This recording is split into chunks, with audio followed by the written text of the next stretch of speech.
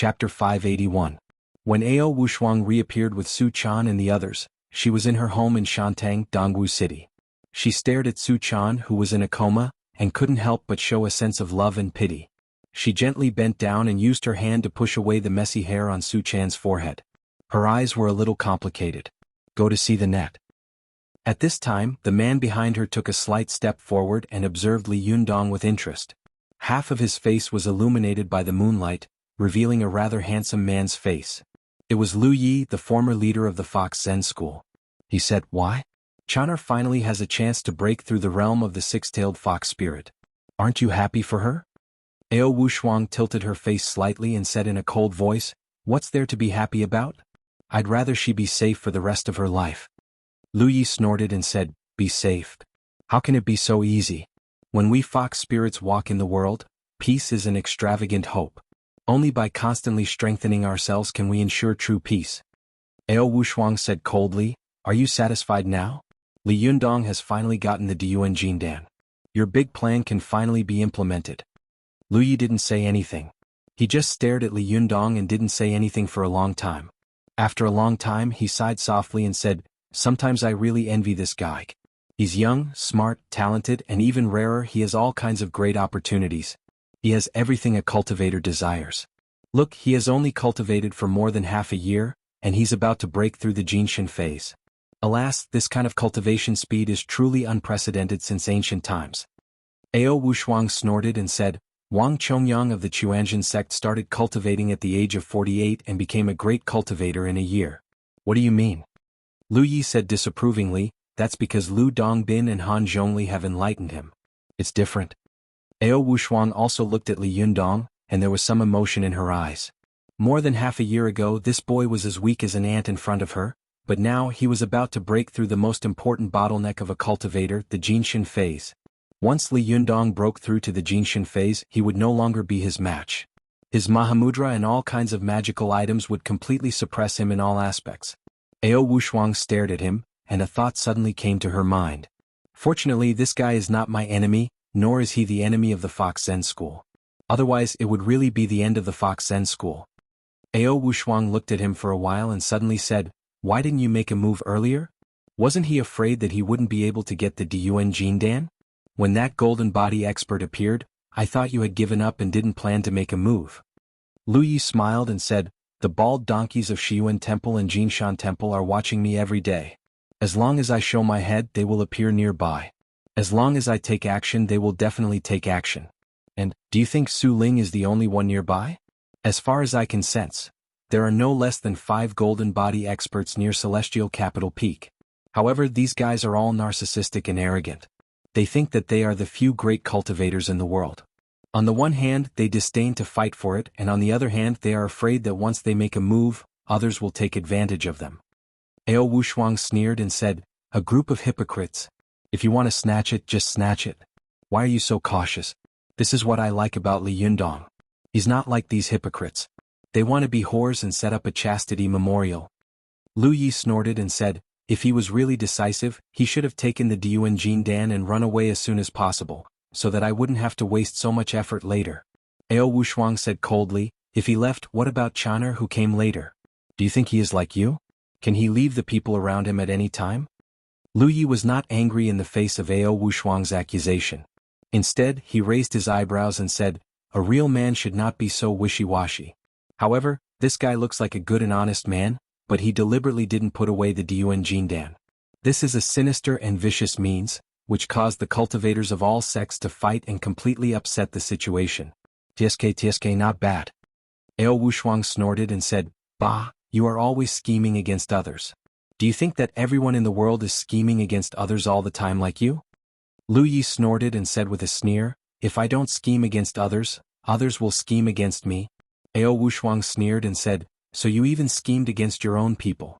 Aren't you afraid that something will go wrong in the end? Why didn't you take action earlier just now? What if Li Yundong was killed by Su Ling?" Lu Yi said disapprovingly, "How can the reincarnation of Wisdom King die so easily?" When Ao Wushuang heard the words reincarnation of Wisdom King, she suddenly frowned. She looked at Li Yundong with an extremely complicated look in her eyes. After a long time she suddenly asked, When did you break through the eight-tailed realm? The eight-tailed realm is equivalent to the primary stage of thunder retribution. Why didn't you just grab the Dun Jindan yourself just now? Why did you waste so much effort and beat around the bush? Lu Yi chuckled and said meaningfully, do you think I'm the only thunder retribution master there? Ao Wushuang was shocked. Are there other thunder retribution masters? Lu Yi sneered and said, as far as I can tell, there are at least 3 thunder retribution masters nearby. Ao Wushuang was shocked. What? 3 thunder retribution masters? 3 of the 5 thunder retribution masters have come? Why didn't they take action? Are they also arrogant? Lu Yi laughed and said, when the thunder retribution masters fight, it will be a disaster. What's more, they are very afraid of each other, so they didn't come with their real bodies. They just spied on us with their divine senses. Ao Wushuang asked, do you know which 3? Lu Yi thought for a moment and said seriously, one of them is from the Chuanjin sect. I can't tell which sect it is, but it doesn't seem to be the Chuanjin dragon sect. I feel that the aura of this thunder retribution master is very strange and unique. It should be a very remote branch of the Chuanjin sect.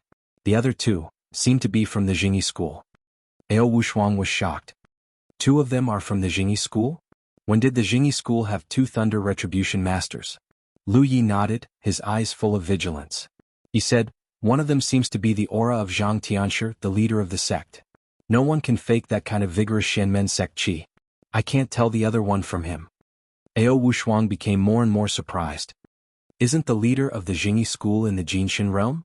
When did he break through to the thunder retribution realm? Lu Yi said disapprovingly, since Wang Yuanshan betrayed the Jingyi school, Zhang Tianshi has been in seclusion. When he was in seclusion he was at the highest level of the Jinshin realm, the immortal Jinshin. 10 years have passed.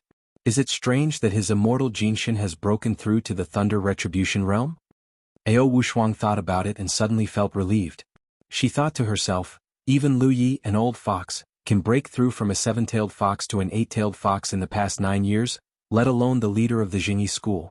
At this time Ao Wushuang sighed with emotion and said, when Renyuan Jindan appeared, I felt that the cultivation world had been stirred up by this Renyuan Jindan. All the major sects seem to have woken up from hibernation in an instant. Now it seems that the real storm is yet to come. How many people have died because of the Dun Jindan this time? Lu Yi sneered and said, if they don't die, how can my plan be carried out? Ao Wushuang was silent for a long time. She came to Su Chan's side again and said in a cold voice, I'll say it for the last time. I will do what you ask me to do. However, if you dare to drag Chaner in, I will die with you. Lu Yi smiled and said, as long as you do as I tell you, I promise that she will be fine.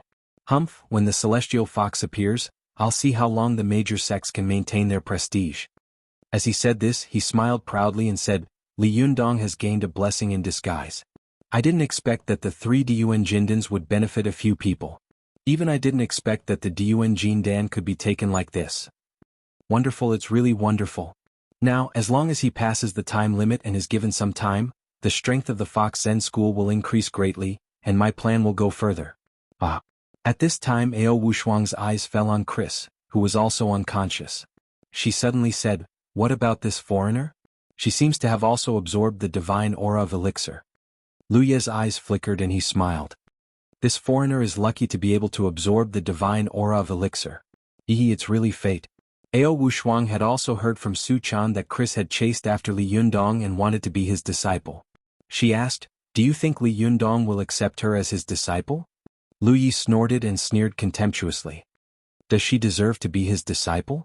These Westerners, when they were still slash and burn farming, our ancestors had already begun to cultivate. When they were still creating words, Fuxi had already created the Book of Changes. Even now, these foreigners can't understand what was written more than 5,000 years ago. Do you expect them to understand cultivation? What a joke. Can they understand the inner canon of the Yellow Emperor?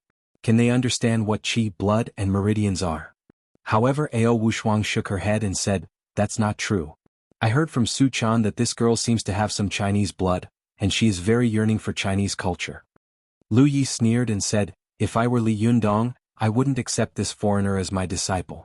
In the 5,000 years of the Chinese cultivation world, no one has ever broken this rule. However, Ao Wushuang sneered and said, really? Why do I hear that many sects have developed abroad and have their own believers? There is even a saying in the cultivation world that there are masters overseas? Lu Yi said disapprovingly, "Humph, the birthplace of Chinese culture is the Central Plains. If there are no masters here, where can there be masters? What kind of masters can there be in those remote and barbarian lands?" As soon as he finished speaking, he suddenly frowned and looked out of the window. He said in a deep voice, "The bald donkeys of Shiyuan Temple and Jinshan Temple are chasing after us again. I'll leave first. You can protect them later. This is a busy city. I believe these cultivators dare not act recklessly." After that, his figure flashed and he disappeared in an instant. At this time, on the distant Mount Wuhua, Zheng Yuan and Ding Nan had already returned to their cave residences. Alba, who had been kidnapped, also appeared next to them. Alba looked around in horror and despair. The cheerleader of the University of Pennsylvania had no idea what kind of fate awaited her. Even Ding Nan herself didn't know what kind of change she would usher in after the Battle of Tiandu Peak. Chapter 582. As soon as Zheng Yuan returned to the cave residence in Mount Wuhua, he suddenly knelt on the ground as if he had lost all his strength. He spat out a mouthful of blood, and his face turned frighteningly pale. He took out a medicine bottle from his arms, trembling all over, and swallowed almost all the pills in the bottle in one breath. Go to see. This was the 9 turns yang restoration pill, a life-saving elixir that Zheng Yuan had kept for many years. As long as one was still breathing, taking this elixir would allow him to breathe again. After taking the elixir, Zheng Yuan immediately sat down to meditate. Before he did so, he said to Ding Nan beside him, "Pinger, I'm going to meditate to recuperate.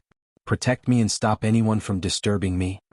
At this time, the efficacy of the Diyuan Jindan was also slowly taking effect. She only felt that her whole body was extremely cold, her head was heavy, her feet were light, and her head was dizzy. She subconsciously responded, but soon after Zheng Yuan entered a meditative state, she staggered and leaned against the wall. Alba, who had been taken back, looked around in horror. She saw that she was in a stone room with several cabinets on the walls. There were all kinds of rare antiques on the cabinets, as well as some exquisite medicine bottles and jars.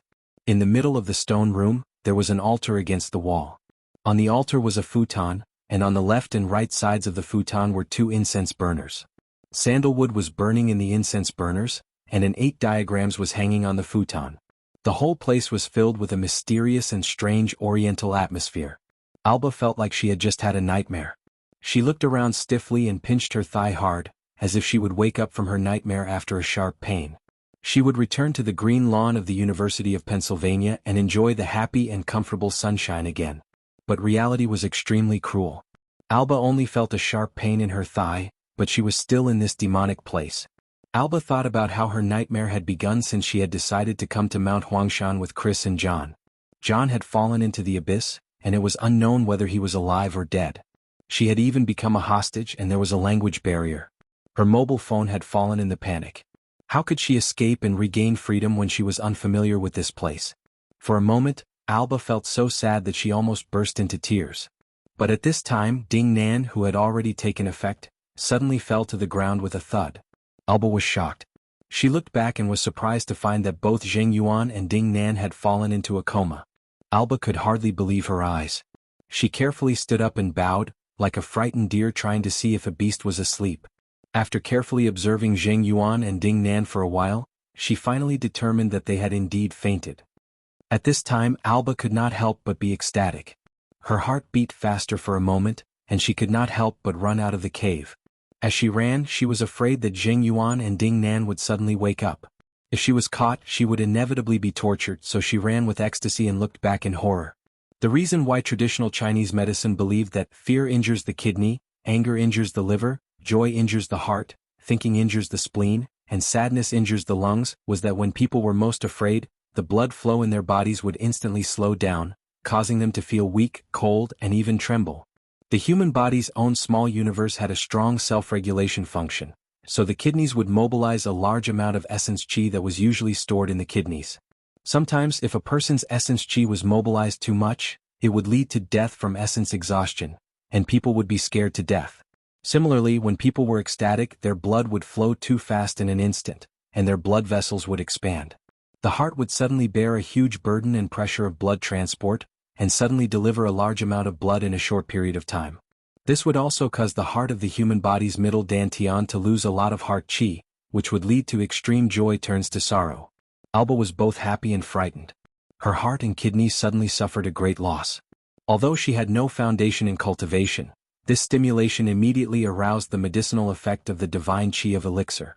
When she ran to the door of the cave, she suddenly fell to the ground without saying a word. After an unknown period of time, Alba woke up from her coma. After waking up, she looked around blankly for a while, but soon jumped up in fear. With this jump, Alba felt as if her whole body was full of strength. She didn't know that she had already inhaled the divine qi of the Diuan Jindan. Although it was only a little, it was enough to make her whole body undergo earth-shaking changes. The abundance of her essence, qi, and blood had far exceeded that of ordinary people. When people's qi and blood were vigorous, they would also become bolder. Alba glanced behind her and saw that Ding Nan was surrounded by colorful light, which was mysterious and strange. Zheng Yuan's head was constantly steaming with white qi, as if he was an immortal. Alba was stunned. She muttered to herself in horror and curiosity, "Why are these Chinese people so strange? For God's sake, they are so strong. How could they have been beaten so badly more than 100 years ago? Who can tell me why? If Chinese people are so powerful, why haven't they unified the world?" But Alba had no time to think about this question. She turned around and ran out. Zheng Yuan's cave residence was in the depths of Mount Wuhua, and he usually did not allow other disciples to come to his residence. In addition, he was suspicious by nature and had only accepted 2 disciples in his life. Therefore, no one stopped Alba in the cave residence at the back of the mountain, allowing her to run all the way out of the cave. But just as Alba was about to escape, Ding Nan slowly woke up from her meditation. After her jinqi had been transformed by the divine qi of panacea, the niden in her body had condensed and become several times more powerful than before. She let out a long breath, which condensed and did not disperse. Like a sharp arrow, she sprayed it at the wall, but it did not disperse at all. Instead, with a thud, it sounded like an iron hammer hitting the wall. Ding Nan was startled by the sound and opened her eyes. But as soon as she did so, she found that Alba had disappeared from the cave. Shocked and furious, she immediately chased after her and flew into the air to look for Alba's figure from a high vantage point. Alba had not escaped for long before she was immediately found by Ding Nan. Ding Nan sneered and immediately chased after her. In the blink of an eye, she appeared beside Alba and sneered, "Where are you going?" When Alba saw Ding Nan suddenly appear, she was so scared that she trembled all over. The courage she had gathered just now suddenly collapsed and disappeared. She pleaded loudly, "Please, for God's sake, let me go. How much money do you want? I'll give it to you." Ding Nan had followed Zhou Qin to the upper class in the past, so she had specially practiced fluent English. As soon as Alba spoke, she frowned and replied in the same English, "Who wants your money?" Alba was overjoyed to see that Ding Nan's English was extremely fluent. She quickly begged again, "Oh my God, your English is so good. You are really a beautiful lady. Can you be merciful and let me go back?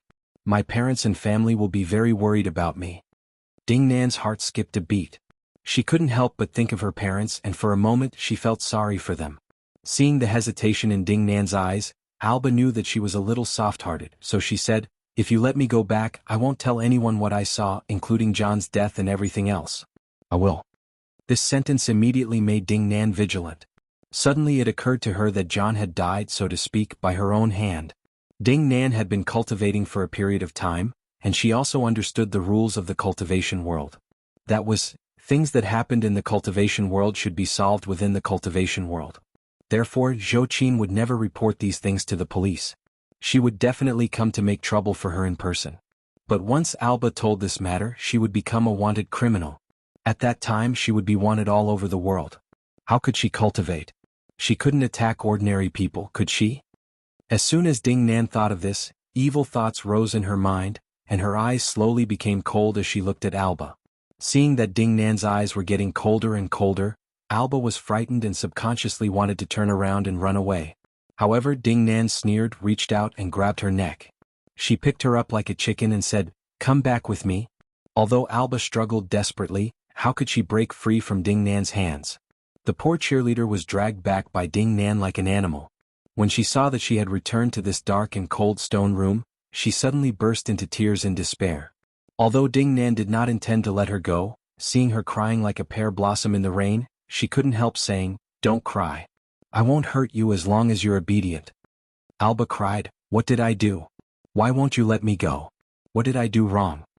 At first, Ding Nan listened quietly, But when she heard Alba keep repeating these words, she finally couldn't help but roar loudly, "You're asking me? Who should I ask? What did I do wrong? Why did I end up like this, making the man I love hate me so much that he wants to kill me with his own hands? And to me, why?" Alba was frightened by Ding Nan's roar. For a moment there were still tears on her face. She stared at her blankly, unable to speak. At this time, Jing Yuan seemed to be alarmed by Ding Nan's roar and woke up from his meditation. Although his face was still gray, it was much better than before. After taking a deep breath, he said in a hoarse and tired voice, "Pinger, what happened? What did you shout just now?" Ding Nan forced a smile and said, "Master, are you awake?" "It's nothing. I was quarreling with this foreign girl. She wants to go back." "Go back?" Jing Yuan snorted coldly. He glanced at Alba contemptuously and sneered. "She wants to leave now that she's here? Dream on."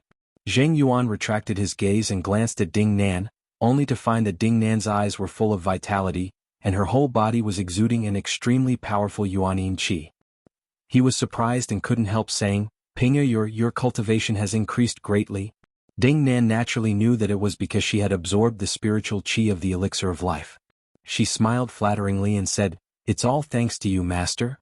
"It's all thanks to me?" Jing Yuan was not a fool. He hadn't noticed the abnormality of the Diuanjin Dan being slapped into a mortal mist before, but at this time, Ding Nan's cultivation had suddenly soared, and she was about to reach the top level of the Yang spirit realm. If he still couldn't react to such a strange cultivation speed, it would be a waste of his cultivation. Shocked and angry, Zheng Yuan cried out involuntarily, "That cloud of smoke is the spiritual qi of the elixir of life? You also absorbed it?" Li Jiandong and the others also absorbed it. Ding Nan saw the shock, anger, and jealousy in Zheng Yuan's eyes. Her heart skipped a beat and she quickly knelt down and said in a trembling voice, "Master, I didn't mean to. At that time I just..." Zheng Yuan looked at Ding Nan in front of him with a gloomy expression. He was so jealous and hateful that he almost bled. He just wanted to drain all the blood in her body in an instant and then dig out all the spiritual qi in her body for his own enjoyment. However, the medicinal power of the Diuanjin Dan dissolved very quickly, and Ding Nan was a rare good furnace. Soon the medicinal power was completely dissolved. It was too late for him to do anything else. Since it was over, Zheng Yuan could only suppress the jealousy that was gnawing at his heart. He forced a smile and said, "Good Pinger, this is also your own good fortune. I am not as good as you." Ding Nan was extremely good at observing people's expressions. Just now, she had even noticed a flash of murderous intent in Zheng Yuan's eyes. She was shocked and wanted to resist, but Zheng Yuan had accumulated power for a long time and had an extremely overbearing powerful magical weapon in his hands. Although she had the threaded hairpin of soul traversing, she didn't know many magic. If they really fought, she would definitely be in danger. At this critical moment, Ding Nan thought quickly and immediately said with a charming smile, "Master, if I'm good, isn't that good for you?" Her words made Zheng Yuan's heart skip a beat. He saw that the beautiful Ding Nan was pleasing him with a charming smile on her face. He thought to himself, yes, as the leader of the Yin-Yang sect, isn't he best at the art of the Yin and Yang integration in the bedroom? Zheng Yuan laughed and said, "Good Pinger, you're right. If you're good, isn't that good for me? I'll try the Yin and Yang integration with you. Let me experience the magical power of the spiritual qi of the elixir of life." When Ding Nan suddenly heard this, she wanted to slap herself in the face. Her face suddenly stiffened, and her hand unconsciously reached for the threaded hairpin of soul traversing behind her. She gritted her teeth and thought to herself, "This old pervert finally can't stand it anymore. If you dare to touch me, I'll die with you." Chapter 583. Jing Yuan was also a shrewd man. When he heard that Ding Nan was going to practice the yin-yang integration technique with him, his expression suddenly changed, and his eyes showed strong resistance and hostility. "Go to the internet." For a moment, Jing Yuan was very suspicious. LV Fengping used to be a very coquettish woman. She had always been very active in practicing the yin-yang integration technique, but since she had occupied this body, her temperament had changed greatly. Is she Pinger or not? Zheng Yuan looked at Ding Nan in bewilderment. His eyes narrowed more and more, and a strong killing intent gradually appeared in them. Seeing Zheng Yuan's reaction, Ding Nan's heart suddenly trembled. She knew that she was no match for him. Even though he was seriously injured at this time, who knew what other tricks he had up his sleeve? Ding Nan had an idea and immediately said with a charming smile, "Master, Do you want to practice the yin-yang integration technique with Pinger? That's great. But Zheng Yuan stared at her coldly. But what? Ding Nan nestled up to Zheng Yuan in an enchanting manner and said charmingly, Master, your body is so weak now. Aren't you afraid that I'll suck you dry? Zheng Yuan stared at Ding Nan. After a long time, he laughed and said, Do you think I'm old? Ding Nan smiled charmingly and said, Of course I'm old, but Pinger is worried about you. As the saying goes, beauty is a source of calamity. Seeing Ding Nan acting coquettishly, Zheng Yuan's original doubts suddenly dissipated a lot. He laughed and said, What you said is not unreasonable. As he spoke, he looked at Alba, only to see that although Alba was a Western woman, her pelvic bones were tightly locked and her eyebrows were not open. Obviously she was a virgin. What was more rare was that her eyes were full of vitality. In addition, she didn't know any cultivation techniques, so she was simply the best cauldron for plucking. Zheng Yuan was overjoyed and said with a smile, Well, I'll let you go today. I want to have a taste of this foreign girl today. As he said this, he got up and walked toward Alba step by step. Although Ding Nan had successfully dispelled Zheng Yuan's doubts, she hadn't expected that he would change his target and target Alba again. She was shocked and shouted, Master. Zheng Yuan tilted his head slightly and said meaningfully, Why do you think? I can't deal with a girl who hasn't even reached the Zhuji phase? When Ding Nan heard this, she suddenly swallowed the words that were about to come out of her mouth. She forced a smile and said, Master, what are you talking about? I mean, the Caucasian is very powerful. Be careful. He walked over to Alba, grabbed her chin with one hand and said with a proud smile, Little girl, serve me well. Maybe if I'm happy, I'll accept you as my disciple. After that, he took Alba and was about to walk into the inner room. Alba was not a fool. Although she couldn't understand the conversation between Ding Nan and Zheng Yuan, she could see the look in the man's eyes when he was beastly. She suddenly struggled violently and shouted at Ding Nan in horror, help me. Ding Nan watched helplessly as Alba was carried on Zheng Yuan's shoulder and taken into the inner room. She gritted her teeth and turned her face away, not wanting to watch this scene anymore. However, Alba's cries kept coming from the inner room, cutting Ding Nan's eardrums and heart like a sharp knife. Help! Oh my God, is no one going to save me? Don't you have any brothers and sisters? If one day you see them being insulted like this, will you stand by and watch? Didn't you promise me that you wouldn't hurt me? You liar. You liar. You just said that you have a man you love. Do you know why he hates you? Just because you did such a thing. Do you still have any humanity? Do you still have a conscience? If he knows what you've done, how will you face him in the future? Alba screams almost tore Ding Nan apart. She instantly remembered that she had planned to frame Zhou Qin, but she had been framed by Zhou Qin. She had cried in despair in the room. Ding Nan suddenly seemed to understand why Zhou Qin had suddenly turned around at that time and saved her from the clutches of He Xiao. Could it be, because I had cried and said something like, How will you face him in the future? Ding Nan's heart trembled violently.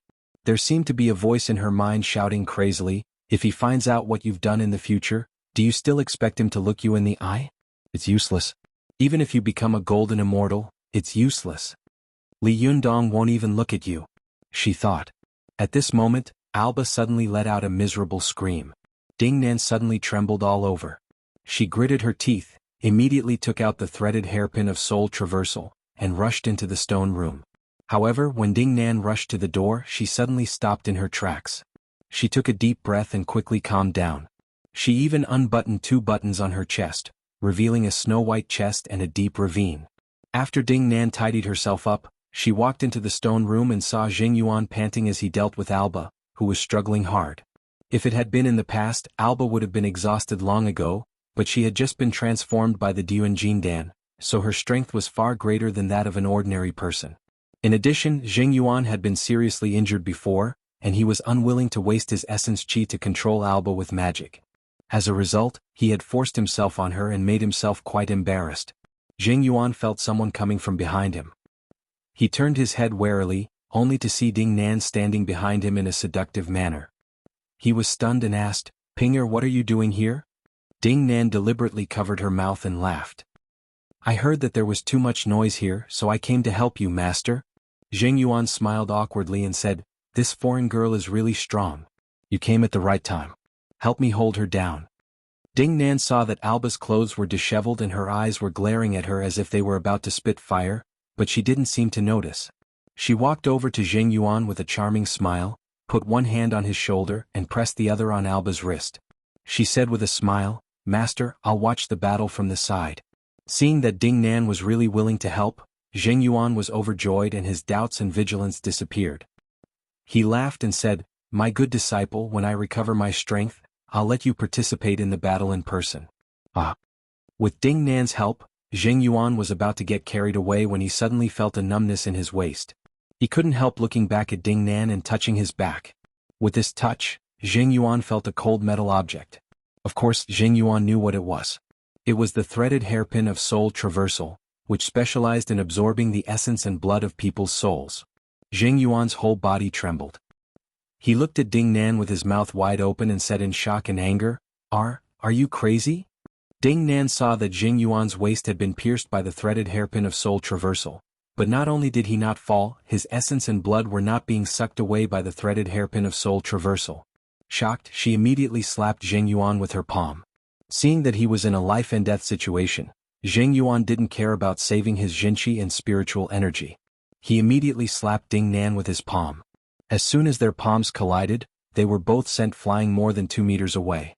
Although Zheng Yuan's cultivation had not broken through to the Jinshin phase for decades, his strength was not something that ordinary cultivators could compare with.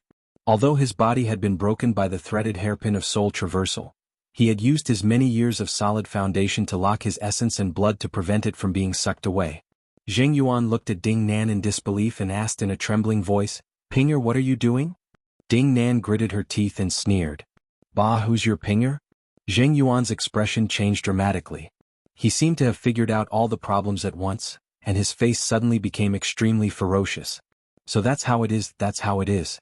It turns out that I was right before. Little girl, you're so scheming and scheming." Ding Nan sneered and stared at Zheng Yuan vigilantly and nervously, not saying anything. Zheng Yuan grinned hideously and said, "Do you think a mere threaded hairpin of soul traversal can deal with me? You deceived your master and destroyed your ancestors. Stop dreaming." As he said this, he was about to jump out of the cave. But just as he was about to move, Alba, who was next to him, suddenly pounced on him. Like a mad beast, she bumped into Zheng Yuan.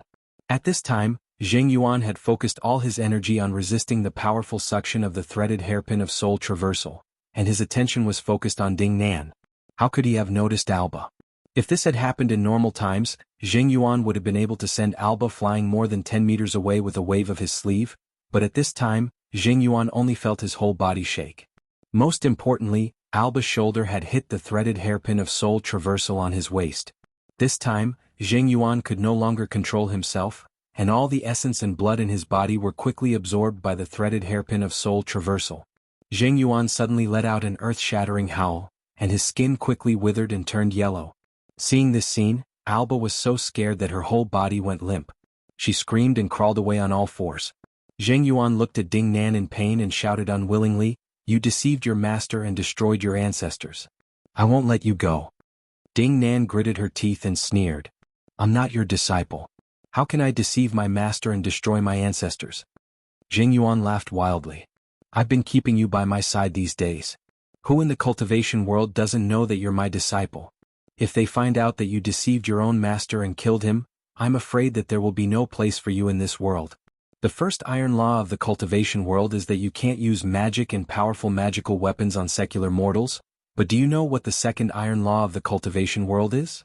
It's that you can't deceive your master and destroy your ancestors. You will have a divine punishment." As Zheng Yuan shouted wildly, the essence and blood in his body were constantly being absorbed by the threaded hairpin of soul traversal. His originally smooth and delicate skin had already become wrinkled like the bark of an old, withered tree. His whole body was like a skeleton, which was extremely terrifying. But the most terrifying thing was that at the moment of his death, Zheng Yuan was still viciously cursing and shouting, "I'll wait for you. You will have a divine punishment. The cultivation world will never let go of any deceiving and destroying your ancestors." After Zheng Yuan roared, his yang spirit and all his qi and blood were sucked clean. Finally, he was completely sucked into a dry corpse, and his body fell to the ground with a puff. Seeing a living person being sucked into a mummy in the blink of an eye, Ding Nan was also secretly horrified. More importantly, Zheng Yuan's ferocious curse before his death made her feel uneasy and terrified. She had been in the cultivation world for a long time, so she naturally knew what it meant if others found out about deceiving and destroying one's ancestors. Seeing that Ding Nan was standing there in a daze for a moment, Alba cried and said to Ding Nan, "I knew you were a good person. Thank you for saving me. Thank you so much. God will protect you. I won't tell anyone about what happened today. I promise." But no matter what she said, Ding Nan remained motionless like a wooden man. Seeing that Ding Nan didn't respond, Alba asked tentatively, "Can I go now?" After asking, she saw that Ding Nan still didn't respond, so she finally got up and wanted to go out. But as soon as she reached the door, she heard Ding Nan say in a cold voice, "Where do you want to go?" Alba trembled all over and said in a trembling voice, I want to go home." Ding Nan slowly turned her face, and a strange and ferocious expression appeared on her pretty face. "You watched me kill John and then you watched me kill my master. Where else do you think you want to go?" Alba was shocked. She knelt down with a thud and begged bitterly, "Let me go. I definitely won't tell anyone. I definitely won't tell anyone. Don't kill me." Ding Nan walked slowly to Alba's side. She lifted Alba's chin with her finger and said with a sneer, "From today on, I will be the leader of the Yin-Yang sect in Mount Wuhua, and you will be my new disciple. If one day I find that you want to escape, I will cut off your left leg if you take a step with your left leg, and your right leg if you take a step with your right leg. If you take a step with both legs, I will make it so that you will never be able to stand up again. Do you understand?" As the saying goes, a woman's heart is the most poisonous. At this time, Alba was scared out of her wits. For a moment she looked at Ding Nan in a daze. She suddenly felt that the beautiful woman in front of her was vicious and cruel, even more so than Zheng Yuan. She felt as if she had just escaped from the claws of a wolf and immediately fell into the mouth of a tiger. Alba didn't know that her cultivation career would begin in such an unpleasant way, but what she didn't know was what kind of cultivation achievements she would achieve in the future, and what kind of terrifying, great cultivator her master, Ding Nan, would become. Chapter 584. When Ding Nan killed Zheng Yuan with her own hands, Li Yundong was struggling to advance to the most important stage of cultivation. Go to the internet. At this time, Li Yundong had fallen into the deepest state of meditation. His whole body was surrounded by dazzling colorful brilliance, which was sometimes strong and sometimes weak. Ao Wushuang looked at him with bright eyes, looking quite nervous. Ao Wushuang knew that the Zhuji phase was a threshold to distinguish ordinary people from cultivators. Shintong was the threshold to distinguish an ordinary cultivator from a master cultivator, and Jinshin was the threshold to distinguish ordinary cultivators from great cultivators. Since ancient times, there had been countless cultivators in the Chinese cultivation world, but there were very few who had really cultivated to the Jinshin phase. In all dynasties, there had been cultivators who had cultivated to the Jinshin phase. They were all respected as great cultivators in the cultivation world, and the emperor would also look up to them. In the Song, Yuan and Ming dynasties, the leaders of the Jingyi school and the Chuanzhen school would be called Great Shinran by the emperor. Chinese people like to be big and happy, and they like to use the word big in almost everything. However, in the cultivation world there were many people who called each other Jinren or cultivators, but it was rare to have the word big in front of it. In the cultivation world, there was a saying that when the word one and big were combined, it was called heaven, which meant that when a cultivator cultivated to the great cultivator realm, he would have the power to fight against heaven. The Zhuji phase was to cultivate the human body into Niden, so as to complete the transformation from an ordinary person to a cultivator. The Shentong was to give cultivators special power to cast spells. The Yang spirit was to give cultivators the ability to transcend life and death. The Jinshin meant that cultivators began to stand tall and have the power to challenge heaven. I didn't expect that a guy who has only cultivated for half a year is going to break through the Jinshin phase. Ao Wushuang looked at Li Yundong with emotion. She stared at him for a long time, and then moved her eyes to Su Chan. At this time, Su Chan had already shown her fox body. She lay quietly in a small corner, her body curled up into a ball, and her huge red fox tail almost covered her whole body. The end of her tail was slowly growing from 3 tails to 4 tails and from 4 tails to 5 tails. Ao Wushuang knew that although the cultivation of foxes was the same as that of humans, there were 9 levels of heaven. However, due to the special physique of the fox demon body, the number of tails of the fox was not the same as the realm of cultivators. For foxes, the 2 most difficult hurdles were the 3-tailed and 8-tailed ones. From a 2-tailed fox spirit to a 3-tailed demon fox, this meant that foxes could transform into human form and use the human body to cultivate further. If any species wanted to cultivate to a higher realm, they must first cultivate from their original form into a human form. This was because all living things in the world were born, and humans were the spiritual beings of all living things. Cultivating would yield twice the results with half the effort. A fox with 3 tails was equivalent to the Shintong realm of a cultivator and could use all kinds of magic or demonic arts. Breaking through to 4 tails meant breaking through to the primary Yin spirit realm of a cultivator. 5 tails was equivalent to the top Yin spirit realm of a cultivator. 6 tails was equivalent to the primary Yang spirit realm, and 7 tails was equivalent to the top Yang spirit realm.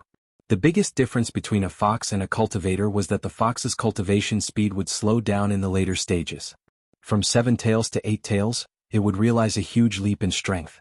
It would directly cross the Jinshin realm and break through to the early stage of the Thunder Retribution realm.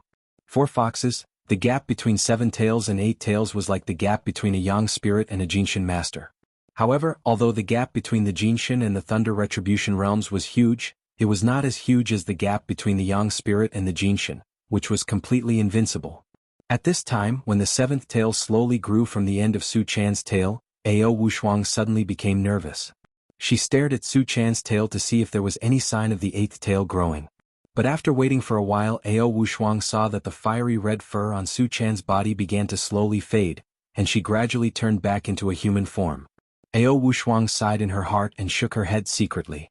After a while, Su Chan was the first to wake up from her deep slumber with a groan. As soon as Su Chan opened her eyes and looked around, she found that she was in her former home in Shantang, Dongwu City. Not far away, Ao Wushuang was standing with a smile on her face. "Master?" Su Chan said with surprise and joy, "It's really you. I thought I was dreaming at that time. Did you save us?" Ao Wushuang shook her head and said with a smile, "No, it was the former leader Shibua who saved you." Su Chan was stunned. "Grandmaster? Lu Yi?" The little girl couldn't help but think of the last bolt of lightning that had magically struck down. She said in surprise, "Grandmaster is really not dead? He is a Thunder Retribution Master? No way." Ao Wushuang smiled slightly. "Is it strange? He was a 7-tailed fox many years ago. After more than 10 years he has become an 8-tailed fox. What's so strange about that?" Su Chan's eyes widened and she said incredulously, "But since he is a master of lightning retribution, why did he rather watch so many Shiji and Shimi die when our Fox Zen school was besieged and attacked?" The smile on Ao Wushuang's face faded. She took a deep breath and said slowly, "Channer, there are some things that you'd better not know." Su Chan's face was full of anxiety. She quickly walked over to Ao Wushuang and argued, "But Master, I don't need to know, but Yundong has been involved. It's because Grandmaster pretended to be dead that he inherited the position of leader of the Fox Zen school. Do you know how much he has sacrificed in order to be a good leader? Do you know how much he has to worry about the Fox Zen school every day?" Ao Wushuang fixed her eyes on Su Chan and suddenly smiled. "Sure enough, girls are more outgoing. Don't you think about your fellow disciples at all? Do you only think about Yundong?" Su Chan said unhappily, "I've never been in the Fox Zen school since I was a child. Whether I'm a member of the Fox Zen school or not, I don't care at all. I only care about Yundong. Where is Grandmaster? I want to see him. Why did he pretend to be dead? This is tantamount to the death of many Shiji and Shimi. And Yundong has been implicated. How many times has he been scolded because he is the leader of the Fox Zen school? If he weren't the leader of the Fox Zen school, I don't know how respected he would be now." Ao Wushuang sighed softly and said, "Silly girl, don't be silly. Even if he doesn't want to be the leader, as long as he is with you, he will still be scolded. Do you think that since ancient times, few people who have been a couple with us fox spirits have had a good ending?" Su Chan said unhappily, "Anyway, I'm going to ask Grandmaster. Even if he doesn't give the Fox Zen school an explanation, he has to give Yundong one." With that, she was in a hurry to go out. However, Ao Wushuang glared at her unhappily and shouted in a low voice, "Where are you going? Where are you going to find him? Do you know?" I don't know." Su Chan opened her mouth and swallowed her words helplessly. However, she soon became happy again. "Master, you must know, right?" Ao Wushuang shook her head and said, "I don't know. Now he is being watched by the bald donkeys of Shiyuan Temple and Jinshan Temple every day.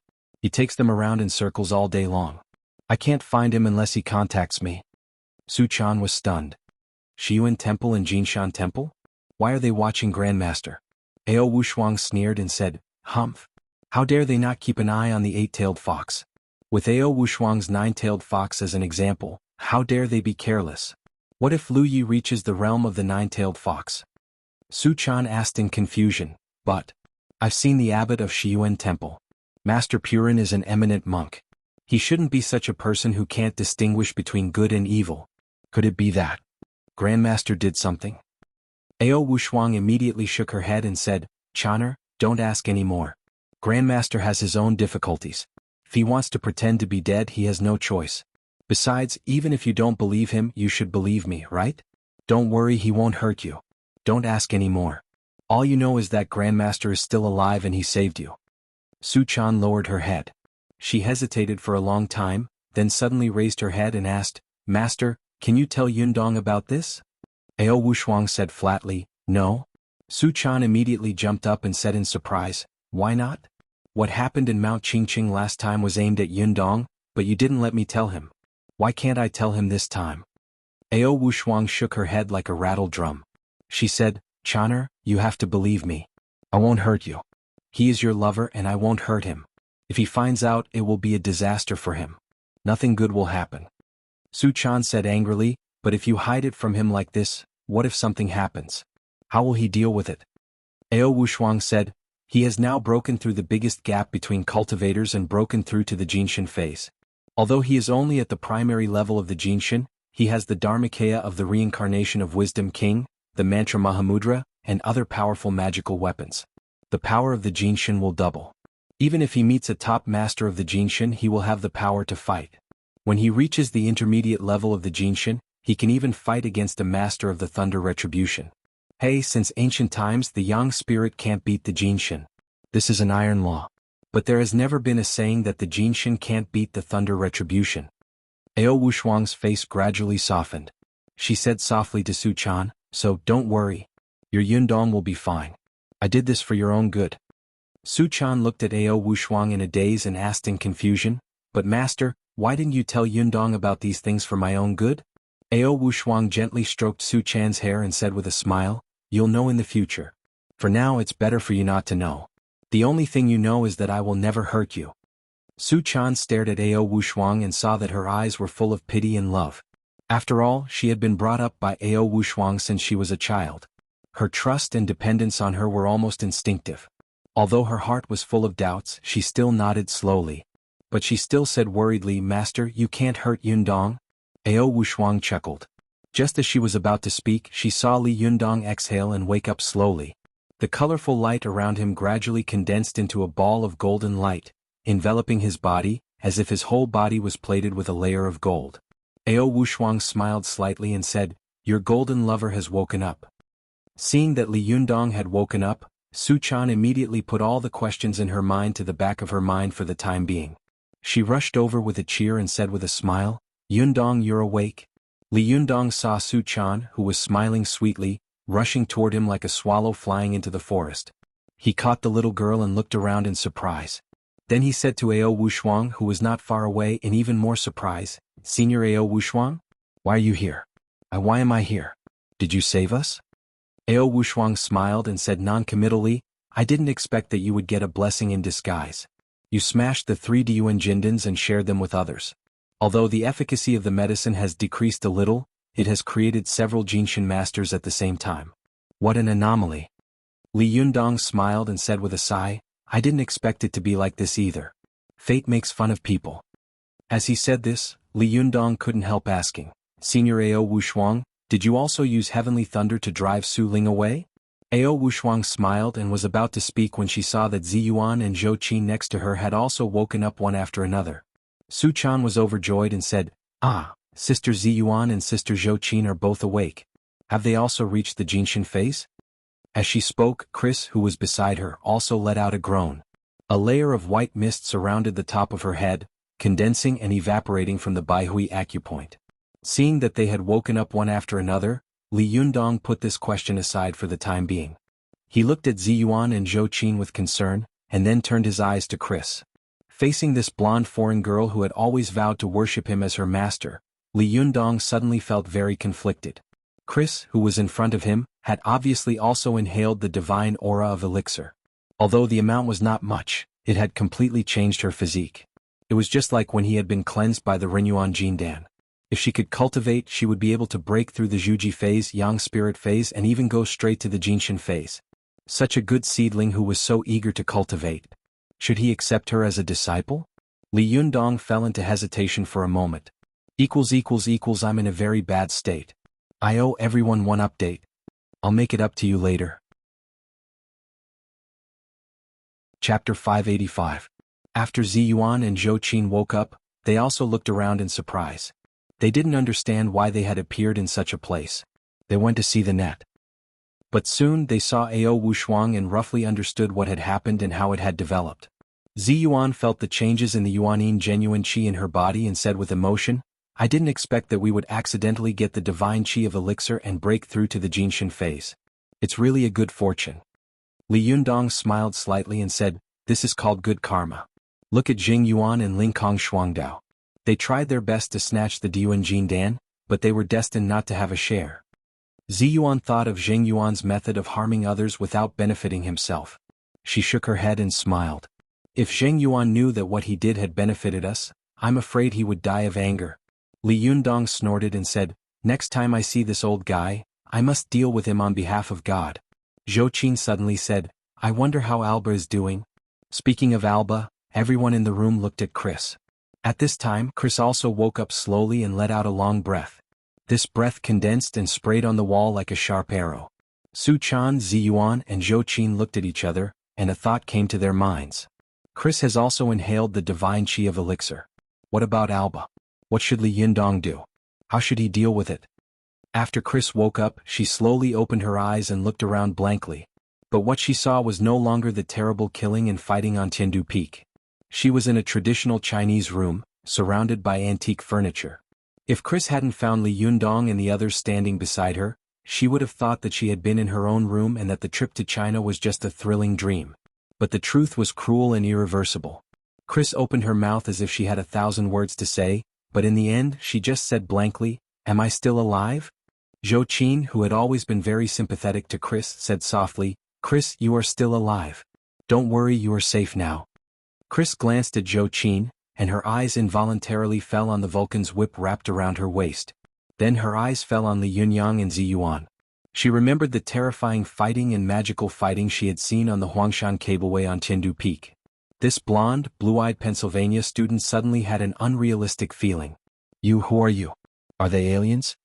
Zhou Qin smiled and said, Chris, like you, we are all ordinary people. However, we are cultivators among ordinary people. In fact, Chris knew the answer, but in her opinion, cultivators should only have some special abilities. Even if it was the scene she had seen on the Huangshan Cableway, she could accept it. However, the earth-shattering fighting scene she had seen on Tiandu Peak had far exceeded the limit of her imagination. In her opinion, a person like Li Yundong already had almost incredible power. He was completely a Superman or even more than Superman. Is there really such a person on Earth? Chris looked at Zhou Qin in a daze, and after a while she couldn't help looking at Li Yundong. Li Yundong sighed softly and said, Chris, now do you know why I can't easily accept you as my disciples? Chris opened her mouth as if she wanted to argue, but she was also a very smart person. She quickly figured out the key point. If such magic was passed on to an outsider like her, and she passed it on to her own people, what would happen? Chris was extremely unwilling, but she also lowered her head in resignation and murmured in English, John, I'm sorry. I couldn't fulfill your last wish. Li Yundong, he won't teach me. Although I have Chinese blood, I am not a black-haired, yellow-skinned Chinese. Li Yundong is right. This kind of cultivation is a national weapon of China. He won't teach it to foreigners like us. In the past, when I read the history of China, I never understood why the great ancient Indian civilization, the equally great ancient Egyptian civilization, and even the ancient Babylonian civilization, which created the brilliant Hanging Garden, all declined without exception and even died out. Only the Chinese civilization, which has been passed down for 5,000 years, has never been cut off. Now I understand. My grandmother was right. There are hidden dragons and crouching tigers in China, and there are hidden masters everywhere. They may not show themselves at ordinary times, but when you get to know them in depth, you will know the vastness and greatness of this nation. Chris murmured softly as if she were talking in her sleep. At the end of her words, she couldn't help but think of the time when she, John, and Alba had come to China with great ambitions. They had been in high spirits and bickering with each other. But now she was the only one who was safe. John had fallen off a cliff, and Alba had been kidnapped. No one knew whether she was alive or dead. All of this was like a terrible nightmare. Not only had she not been able to cultivate, but she had also not been able to fulfill John's last wish. Thinking of this, Chris couldn't help but feel sad. Tears flowed down her cheeks. As she cried, she said to Li Yundong, "Li Yundong, can you promise me one thing?" Li Yundong was born with a tender heart for women. Seeing Chris crying like a pear blossom in the rain, his heart softened and he said, "Tell me, what is it?" Chris cried, "John fell off a cliff and is probably dead. Alba came to China with us. If anything happens to her, I really can't explain it to her family. Can you promise me that you will find her? Bring her back safe and sound?" Li Yundong nodded slowly and firmly. "I promise you. But you have to promise me one thing." Chris wiped her tears and said with tears in her eyes, "What is it?" Li Yundong said, "You must not call the police. Moreover, you can't tell Alba's family anything about her or us." Chris was stunned and asked anxiously, "Why?" Li Yundong said seriously, "Zheng Yuan is cruel and merciless and Ding Nan is not easy to deal with. Since they kidnapped Alba, it means that they have a plan. If you call the police, the secular police will intervene. At that time, in order to protect themselves, they will definitely try to kill Alba and silence her. If we don't call the police, we can still find a way to get Alba back through our own strength. Do you understand? The more you push, the more dangerous Alba will be. The looser you push, the safer she will be." Chris thought for a moment and said helplessly and sadly, "Well, I think I understand." As she said this, she wiped the tears on her face, smiled bitterly and said, "In that case I'll leave first." Seeing that she was about to leave, Zhou Qin couldn't help asking, "Chris, aren't you going with us?" Chris looked at Li Yundong, Su Chan, Zi Yuan, and the cold and elegant Ao Wushuang. She clearly felt that she was out of place with them. She shook her head in disappointment and said desolately, "No, I have to go to Mount Huangshan again. Maybe I can find John's body. I have to take it back." Her words made the atmosphere in the room heavy and sad. Even Su Chan, who had rejected Chris, felt her heart soften for a moment. She looked at her leaving figure and felt sorry for her. Seeing her turn around and walk to the door, Li Yundong suddenly asked, "Chris, can you answer me? Why do you want to cultivate?" Chris suddenly stopped. She was lost in thought for a long time before she turned around and said with a bitter smile, "At first I was just curious, especially when my grandmother told me that there were mysterious people in the distant and mysterious China who had the art of immortality. At that time I was very curious. Was there really a way to live forever in this world? With this suspicion in mind, I returned to this land, but what happened next changed my opinion. I no longer want to cultivate for the sake of immortality. I'm just curious about where this power comes from. Why are people so strong?" Chris said softly, "The one who wants to cultivate the most is John. His desire for power is strong, and he wants to know the answer to all this more urgently than I do. But now that he is gone, his will has fallen on my shoulders. I have the obligation and responsibility to figure it out for him. What is cultivation? This is for myself but also for him." Chris's words made everyone in the room fall into silence with different expressions. Zi Yuan, Su Chan and Ao Wushuang were born cultivators. They were born in the cultivation world and took all this for granted. Li Yundong and Zhou Qin deeply resonated with Chris's words. At the beginning they were also like Chris, full of strong curiosity about the power of cultivation. In order to understand it, they would do anything. Li Yundong fixed his eyes on Chris. He nodded slowly and said, "In that case, you can stay with me for the time being. I will slowly explain to you what cultivation is. It can be regarded as a little compensation for John." Chris was stunned, and then her eyes widened as if she had been saved from a desperate situation. In despair she suddenly saw the dawn of hope. She said in a trembling voice, You agree to accept me as a disciple?" Li Yundong smiled slightly and shook his head. "No, I just promise you that I will slowly tell you what cultivation is all about. But I can't accept you as a disciple for the time being. You can hang your name in my sect first. You can be regarded as a registered disciple, not an official disciple." Chris was familiar with China. She knew that there was only a thin line between a registered disciple and an official disciple. Since Li Yundong had agreed today, as long as she worked hard to cultivate with him in the future, she would be able to achieve her wish one day. Chris was overjoyed. She was about to kneel down and kowtow, but Li Yundong quickly stopped her in midair and held her body a few meters away. Li Yundong smiled and said, "Don't worry. If God really wants you to be my disciple, this kowtow can be done later." When Chris saw that Li Yundong's hand had stopped her from kneeling, she was in awe and admiration. She lowered her head and said, "Okay, master." Li Yundong waved his hand and said with a smile, "Don't call me master. You can call me Li Yundong."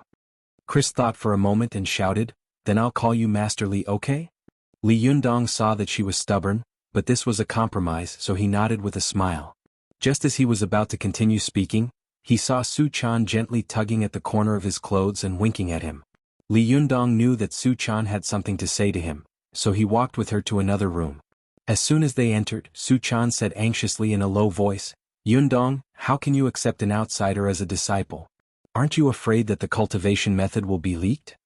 Li Yundong laughed and said, "Silly girl, didn't you see that Chris has already inhaled the divine aura of elixir? If I don't accept her as a disciple today, what if other sects see her in the future? If they accept her as a disciple and it happens to be against us, what should we do?" Su Chan was stunned, but then she snorted and said, "Are we afraid of a barbarian?" Li Yundong shook his head and couldn't help laughing. "You can't say that. Now our Fox Zen school has enemies on all sides. If a hostile sect sees that she has outstanding talent and accepts her as a disciple, not only will there be the danger of the secret cultivation method being leaked, but we will also set up a strong enemy for ourselves. Although her strength is weak now, Westerners are born with abundant qi and blood. She is a good candidate for cultivation. With the transformation of the divine aura of elixir, her cultivation speed will definitely be very amazing." But Su Chan was still a little unconvinced, but she had to admit that Li Yundong's words made sense. She wanted to object, but she couldn't find a reason at the moment. Li Yundong said with a smile, "No buts. Instead of letting others control her fate, it's better for us to control this uncertain factor ourselves." Only then did Su Chan stop talking. She smiled and said, "Well, what you said makes sense." Li Yundong and Su Chan looked at each other and smiled, then walked out hand in hand. I'm going to be very busy recently. As for what exactly I'm busy with, because of some confidential reasons it's a little inconvenient for me to say, but I believe that everyone will know after a while if nothing unexpected happens. There are 2 updates today and 1 more in the evening. It's estimated that I still have to continue to miss 1 update. I'll try my best to make it up tomorrow. Tang, I bow to everyone. I'm sorry. Chapter 586. When Li Yundong took Chris and the others back home in Tianan City, it was already the next morning.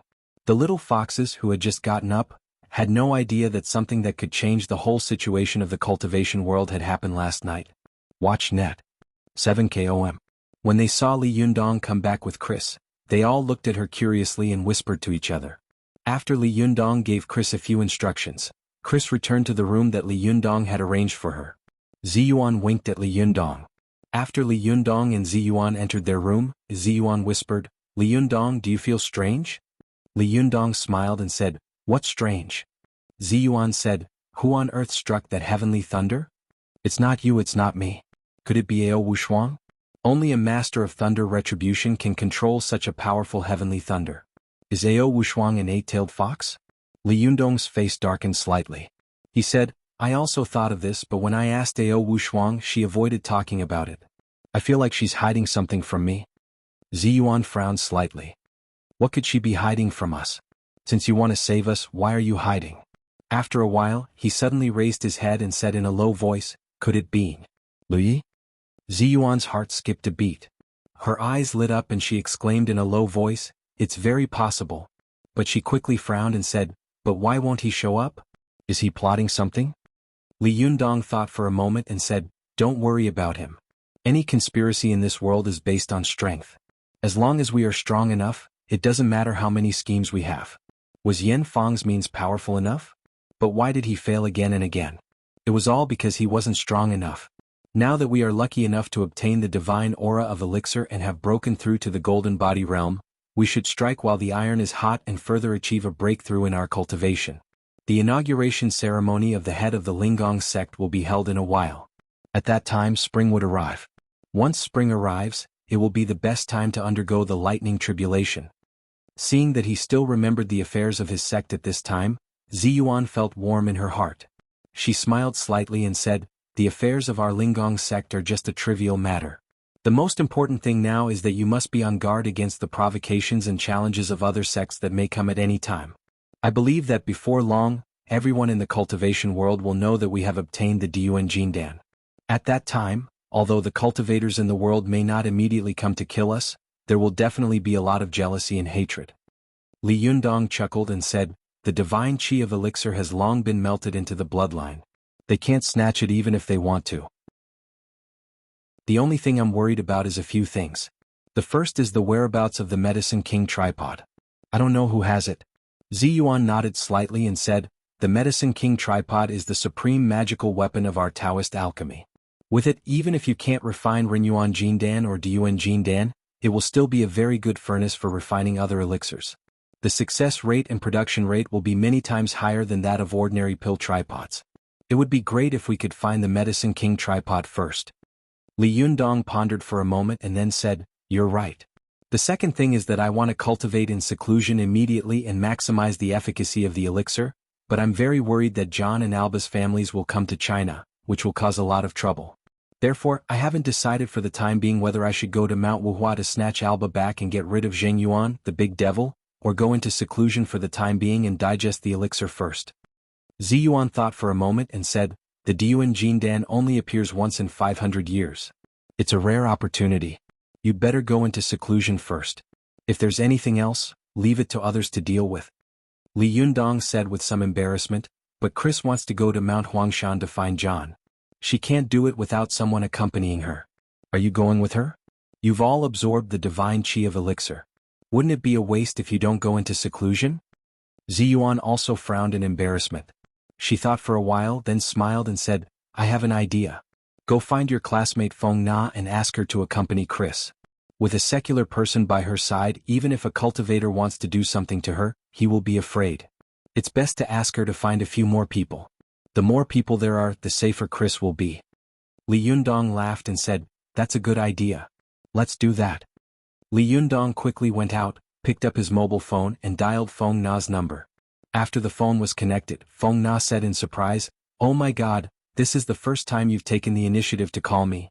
Did the sun rise from the west? Dragon God Hero, what's the matter?"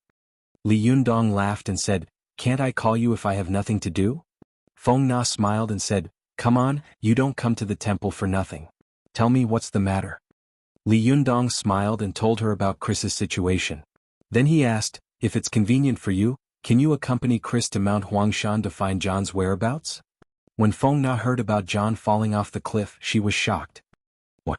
John fell off the cliff? What happened?" Li Yundong said with some embarrassment, "If you can help, Chris will tell you the details when you see her. I'll pay for your travel expenses. If you can't, then forget it. It doesn't matter." Feng Na sighed and said, "Don't say that. Chris and I are friends. Of course I should help her with this little favor. Not to mention the travel expenses. Do I look like someone who is short of money?" Speaking of this, Feng Na's heart skipped a beat and she said tentatively, "If you really want to thank me, why don't you invite me to work in your shop? It can also solve my reemployment problem." Li Yundong smiled slightly and said, "Your reemployment problem? You lost your job?" Feng Na smiled bitterly and said, "I'm going to graduate soon. Won't I still be unemployed?" Li Yundong thought for a moment and thought to himself, Feng Na is warm, kind, and meticulous. She is suitable to be a manager. In the future, I'll leave this shop to Chaner and let her be the owner and manage the money. Feng Na will be the shopkeeper and be in charge of the specific operations. Thinking of this, Li Yundong smiled and said, "Well, it just so happens that I need a manager in my shop. It couldn't be better if you came." Feng Na was overjoyed and cheered, but she soon said with a smile, "Can you bring an assistant?" Li Yundong smiled bitterly and said, "Is it Ching Ching? All right, bring it over. But she's the only one. I don't have a place to arrange for more." Feng Na giggled and said, "Yes, from today on you are my boss. Boss, you can't bully us good people." Feng Na giggled and hung up the phone. As soon as she put down the phone, Ching Ching, who was standing beside her, leaned over and said with an ambiguous look on her face, "Oh, not bad. You finally found a rich man?" Feng Na's eyes lit up. Feng Na nudged her soft waist with her elbow and said with a smile, "What do you think? I'm a good friend, right? I didn't forget to take you with me even when I found a rich man." Ching Ching laughed and said, "Nana, you are really capable. But why is Li Yundong looking for you? I've known him for a while, but I've never seen him take the initiative to call someone." The smile on Feng Na's face suddenly disappeared. She sighed and said, Chris, John and Alba had an accident when they went to Mount Huangshan. John fell off a cliff and asked us to accompany Chris to help find them. Ching Ching was shocked and covered her mouth. No way. Why didn't you call the police? Let the police and the locals help you find them. Feng Na also showed a puzzled expression. I don't know. Li Yundong said not to call the police. Maybe he was afraid of getting into trouble. Ching Ching thought for a moment and said, Then when are we going? Feng Na stood up and began to tidy up the things on the desk. Now? Ching Ching was stunned. Now. You have a student council meeting to host this afternoon. Feng Na sneered. Screw the student council. What's the point of being in this lousy student council if you've found a new home? As she said this, she reached out her hand and lifted Ching Cheng's chin with a frivolous expression. She giggled and said, Girl, from now on, you will follow me and live a good life. After saying that, she couldn't help but burst into laughter with Cheng Cheng. The two of them laughed and joked around in the classroom for a while. Noticing that everyone was looking at them strangely, Feng Na's expression changed. Be serious, she said in a low voice. Although we just heard good news, John falling off the cliff is not good news. If Li Yundong finds out that we are laughing like this, he will think that we are cold-blooded and heartless. Ching Ching rolled her eyes at Feng Na. Isn't it all because of you? I think you're the one who can't control yourself. Feng Na was about to refute, but she suddenly saw Yen Hua walking in the corridor outside the classroom. She thought to herself, I can't host this afternoon's student council meeting, so I might as well let Yen Hua do it. Although he is a little narrow-minded, he is still talented. Feng Na immediately rushed into the corridor and shouted at Yen Hua. Yen Hua! But at this time, Yen Hua was no longer the Yen Hua of the past. He kept his head down all the way as if he would walk in the shadows at any time. At this time, Yen Feng had not fully adapted to her new identity. After all, seizing the body of her nephew was completely different from seizing the body of others. Moreover, the pure Yuanyang qi in Yen Hua's body had been unable to integrate with her own Yuanyin qi, which made her fight against this qi almost all the time. Therefore Yen Feng turned a deaf ear to Feng Na's shouts for a moment. Seeing Yen Hua walking away with his head down, Feng Na couldn't help but shout again, Hey Yen Hua, she's calling you. At this time Yen Hua suddenly understood. He turned his face, looked at Feng Na with a strange expression and asked, What's the matter? Seeing Yen Hua's distant expression, Feng Na was suddenly displeased and thought to herself, You're giving me a cold shoulder? Humph, I won't let you off easy. Feng Na's face also became serious and she said, It's nothing. I just wanted to say hello. At this time, Yen Feng suddenly came to her senses and realized that her attitude was very abnormal. He immediately smiled very warmly and said, Sorry, I was thinking about something just now. What's the matter, senior sister? As the saying goes, don't hit a smiling person. When Feng Na saw Yen Hua smiling apologetically, the anger in her heart immediately dissipated. Feng Na said with a smile, Can you help me host this afternoon's meeting? Yen Feng was stunned. The afternoon meeting? Feng Na smiled and said, Yes, Li Yundong asked me to do him a favor, so I can't go. You can help me host it? As soon as Yen Feng heard the three words Li Yundong, she immediately became vigilant.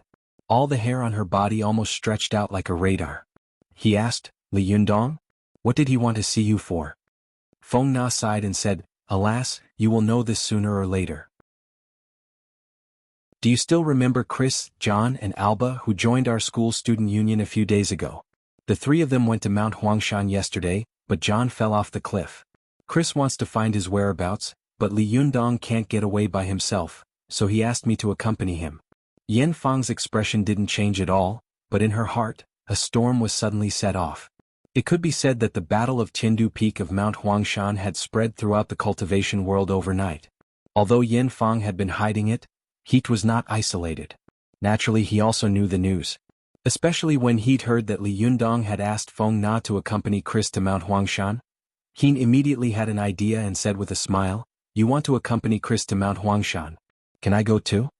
Feng Na was stunned. You will go? What about the afternoon meeting? Yen Feng smiled and said, I'm not the only vice president. Let the others go. Feng Na knew that Yen Hua and Li Yundong usually had a lot of dirty dealings, and at this time he was so eager to volunteer. For a moment she muttered in her heart. Seeing this, Yen Feng immediately smiled and said, Sister, John is an exchange student of our school. If something happens to him, it's only right for me to help. Besides, you are all girls. If there is any safety problem and you meet some bad people, what should you do? I am a boy after all, and I can protect you. Even if you don't meet bad people when the time comes, you will definitely have to ask the local people for help.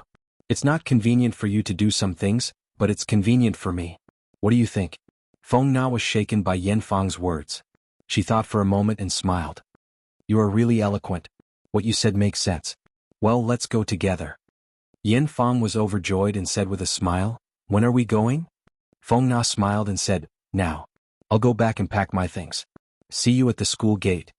Yan Fang watched Feng Na turn around and enter the classroom, walking in the direction of the student dormitory with Cheng Cheng. The smile on his face became gloomy little by little, and a meaningful smile appeared at the corner of his mouth. Chapter 587. After the tragic battle of Tiandu Peak, although the heaven's retribution caused by Su Ling did not descend, it began to rain heavily the next day. The entire Mount Huangshan was shrouded in raindrops the size of beans. The sky was dark as if covered with a pot lid.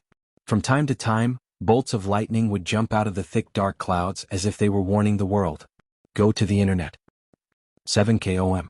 On the path of Mount Huangshan, Zhang Ling of the Jingyi school raised her head. Her eyes were full of awe and yearning for the lightning in the sky. Zhou Ping, who was following closely behind her, saw her stop and couldn't help asking, Master, what's wrong? Zhang Ling sighed and said, spring is coming, and it's time to go through the thunder retribution again. Zhou Ping held a bamboo umbrella and asked in confusion, Master, why are you suddenly so emotional? Zhang Ling shook her head slightly. The Battle of Tiandu Peak happened so suddenly that even we didn't get the news. Unexpectedly, after this battle, Li Yundong, Ziyuan, Zhou Qin, and that little fox spirit enjoyed 3 Diyuan Jindan alone. Alas. Good luck. The Jinshan phase is the biggest bottleneck for cultivators. As long as they can break through this bottleneck, the thunder retribution is only a matter of time. After passing the thunder retribution, they can directly cultivate to the 9th heaven. Zhang Ling let out a long sigh and said in a lonely and bitter tone, I have cultivated for decades, but I have never been able to break through to the Jinshan phase. Li Yundong has only cultivated for more than half a year, but he has already broken through to the Jinshan phase. This spring is the best time to go through the thunder retribution. At that time, I wonder how many people in the cultivation world will challenge the power of heaven and go through the thunder retribution? Will Li Yundong be among them? Although Zhou Ping had a grudge against Li Yundong, thinking of Li Yundong's rapid progress in cultivation, Zhou Ping was also secretly afraid. She said softly, Master, even if he has cultivated to the Jinshan phase, he can't go through the thunder retribution so quickly. Even the sect master had to endure for nearly 10 years. Zhang Ling shook her head. That's not necessarily true. This guy's luck is too good, so good that it's amazing. As she spoke, Zhang Ling turned her head and looked at Zhou Ping with bright eyes. She said in a deep voice, Do you know why I brought you here? Zhou Ping shook her head. I don't know. I was wondering why you came here when the fight was over. Zhang Ling smiled and said, I'm not the only one. In fact, many sects have sent people down secretly. They are searching all over the mountains and plains. Zhou Ping was stunned, but she soon understood. The Medicine King tripod? Zhang Ling nodded. That's right. When Wan Jinyuan left, he only took 1 Diyuan Jindan with him. He didn't even have time to take the Medicine King tripod with him. After the Battle of Tiandu Peak, the Medicine King tripod disappeared, and I haven't heard that other cultivators have taken it away. If no one has gotten it, I believe it is near Mount Huangshan. If we are lucky, we may be able to find it. Zhou Ping was happy at first, but then she said with some frustration, So what if we find it? Can he refine another Diyuan Jindan? Zhang Ling sneered, You pig head. It's not important whether we can refine it or not. What's important is to make sure that no one else can refine it, understand? Zhou Ping suddenly understood and said, So that's how it is. Master, you are so powerful. You are far-sighted and scheming. Zhang Ling snorted. Don't flatter me. Besides, if Wan Jinyuan can refine Diyuan Jindan, why can't we? What the Gizao sect can do, why can't our Jingyi school? Although the Gizao sect is second to none among the external alchemy sects, our Jingyi school also has many experts who are good at refining elixirs. My shitty Zhang Kongyun is one of them. Zhou Ping thought of Zhang Kongyun's sloppy appearance as a vegetable farmer and couldn't help frowning. Is he a master of alchemy? Zhang Ling laughed and said, You can't tell, can you? I've told you many times not to judge a book by its cover. There are many things he's good at.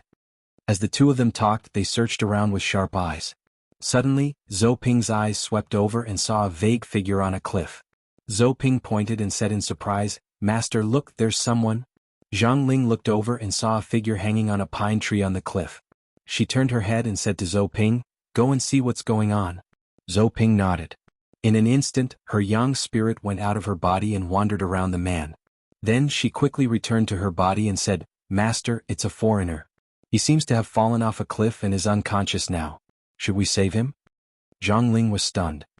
"A foreigner? Maybe he's a foreign tourist who has lost his footing. Let's save him and see if he's still alive." Zhou Ping responded and flew out again. When she flew back, the yang spirit was carrying a burly man with blonde hair and blue eyes. It was Hardadef who had fallen off the cliff. Zhang Ling bent down and checked his pulse on his neck. She smiled and said, "He's not dead yet. He's really lucky." Zhou Ping's yang spirit returned to her body. She also checked Hardadef's pulse, but she frowned and said, "But master, he's almost out of breath. What should we do? Should we use our luck to save him?" Zhang Ling thought for a moment, sighed slightly and said, "There's no need for luck. Mount Huangshan is not Mount Longhu, and this is not the territory of our Jingyi school. The Buddhists and other Taoist sects are very powerful here. It's not appropriate for us to waste our Jinqi. Let's use the resurrection pill to save him." Zhou Ping was slightly shocked. "Master, using the resurrection pill to save a foreigner? This is too wasteful, isn't it?" Zhang Ling shook her head, saluted with one hand and said, "You can't say that. As the saying goes, God has the virtue of cherishing life. It's rare that he didn't die after falling off the cliff. This is God's will and it can't be violated. You are also a cultivator. Have you done all your homework in vain?" Although Zhou Ping was a little reluctant, she still took out a small purple-blue porcelain bottle from her bosom and poured out a golden thumb-sized pill from it. She pinched Hardadef's cheeks and stuffed the pill into his mouth while muttering, "You're lucky. This is a life-saving elixir that is hard to find even with 1,000 pieces of gold. You can actually eat one." "I haven't even tasted it before." Zhang Ling couldn't help laughing. "Do you want to try it? It's simple. You can also jump down from the mountain and have a taste." Zhou Ping stood up and said with a smile, "Master, I was just saying. I just feel that it's a pity to use such a good elixir to save a foreigner." Zhang Ling didn't comment. She stared at Hardadef with bright eyes, only to see that his pale face was gradually becoming a little rosy. Suddenly she felt that Hardadef's face was a little familiar, so she said to Zhou Ping, "Push his hair aside and take a look." At this time it was raining heavily, and Hardadef had fallen from the cliff. His hair was very messy and even his forehead and eyes were covered. After Zhou Ping pushed his hair aside, she was also surprised and said, "Master, he looks so familiar." Then Zhou Ping suddenly said, "Ah, I remember. I seem to have seen him at the Taoist assembly. This guy chased after Li Yundong to become his disciple, right?" Zhang Ling suddenly sneered. "Li Yundong again. If I had known, I wouldn't have saved him." Zhou Ping immediately said, "Master, why don't I push him down again?" Zhang Ling immediately glared at her and said, "Are you crazy? How can you say such a thing? Let's go. It's his fate to be saved. I just hope that he won't follow Li Yundong and go against us in the future." After that, she flicked her sleeves and left unhappily. Seeing her leave, Zhou Ping looked back at Hardadef unwillingly and shouted, "Master, wait for me." Then she chased after him. The two of them walked along the path, and as soon as they stepped onto the ropeway, they saw a few people walking towards them. The woman in the lead was blonde, tall, and beautiful. She was also an extremely beautiful Western woman. Behind her stood a round-faced beauty and a big-breasted beauty. Behind the two beauties stood a rather handsome boy. They were none other than Chris, Feng Na, Cheng Cheng, and Yen Feng. Behind them were a few locals who kept pointing at them. Feng Na was holding a small umbrella and looking around carefully. She saw Zhang Ling and Zhou Ping coming from the opposite side of the ropeway. As soon as she opened her mouth, she asked loudly, "Hello, have you seen a foreigner with blonde hair and blue eyes?" As she said this, she handed over a photo of Hardadef that she had prepared. Zhang Ling had inadvertently saved Hardadef, who was related to Li Yundong. She was unhappy. When she saw that the photo in Feng Na's hand was of Hardadef, she immediately sneered and said angrily, "I've never seen him before." As she spoke, she swept past them with Zhou Ping. Feng Na looked at their backs with her mouth agape and was speechless for a moment. She muttered in a low voice, "If you haven't seen him, then so be it. Why are you so angry?" Cheng Cheng whispered, "Well, Nana, don't argue with them. Let's look around again. It should be this area, right? Chris. Chris was looking around anxiously. When she heard Ching Cheng's words, she nodded and said, Hardadef fell around here, but we just looked for him at the foot of the mountain, but we didn't see him. We don't know whether he is alive or dead. It's really worrying. Feng Na comforted her. Chris, the residents nearby also said that there are many trees here. It's possible that he was caught by that tree. Hardadef is a lucky man. You should be fine. While she was speaking, she saw Yen Fang turn her head and stare at Zhou Ping and Zhang Ling, who were leaving. There was a faint sneer at the corner of her mouth. Feng Na asked curiously, Yen Hua, what are you looking at? Yen Fang turned her face to hide her gaffe. Heat smiled and said, Nothing. I just think they are a little strange. Why did they come to Mount Huangshan on such a rainy day? Feng Na smiled and said, What's so strange about that? What are you doing in Mount Huangshan? Don't look around. Look carefully. Yen Fang smiled slightly and stopped talking.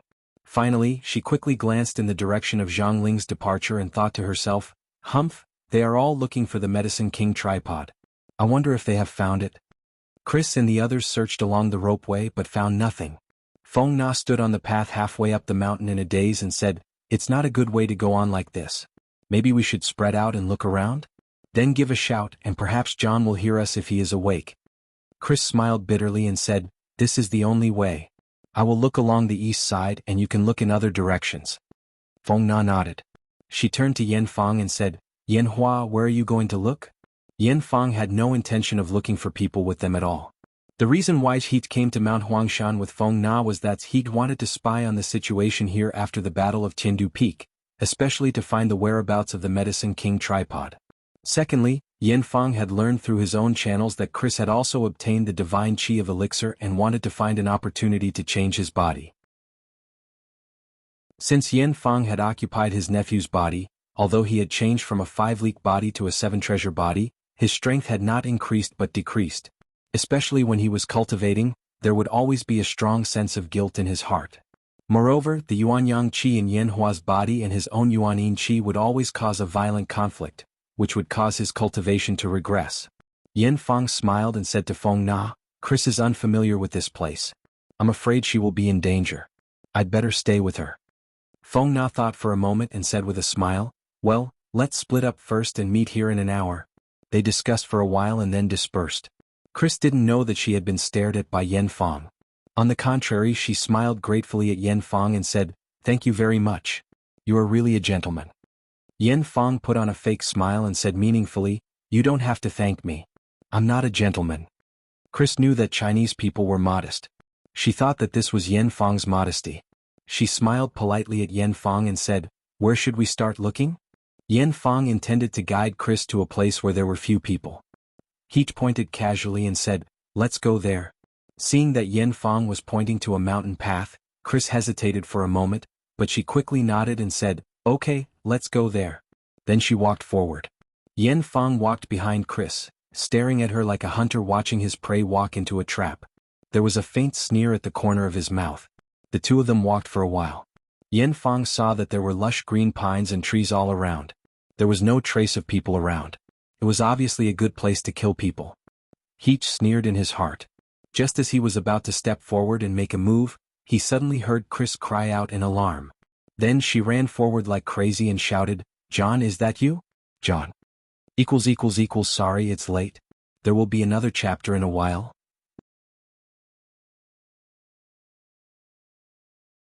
Chapter 588. Chris couldn't believe that she had found Hardadef again when she was about to give up all hope. She ran forward ecstatically, completely unaware that she had just brushed shoulders with the god of death.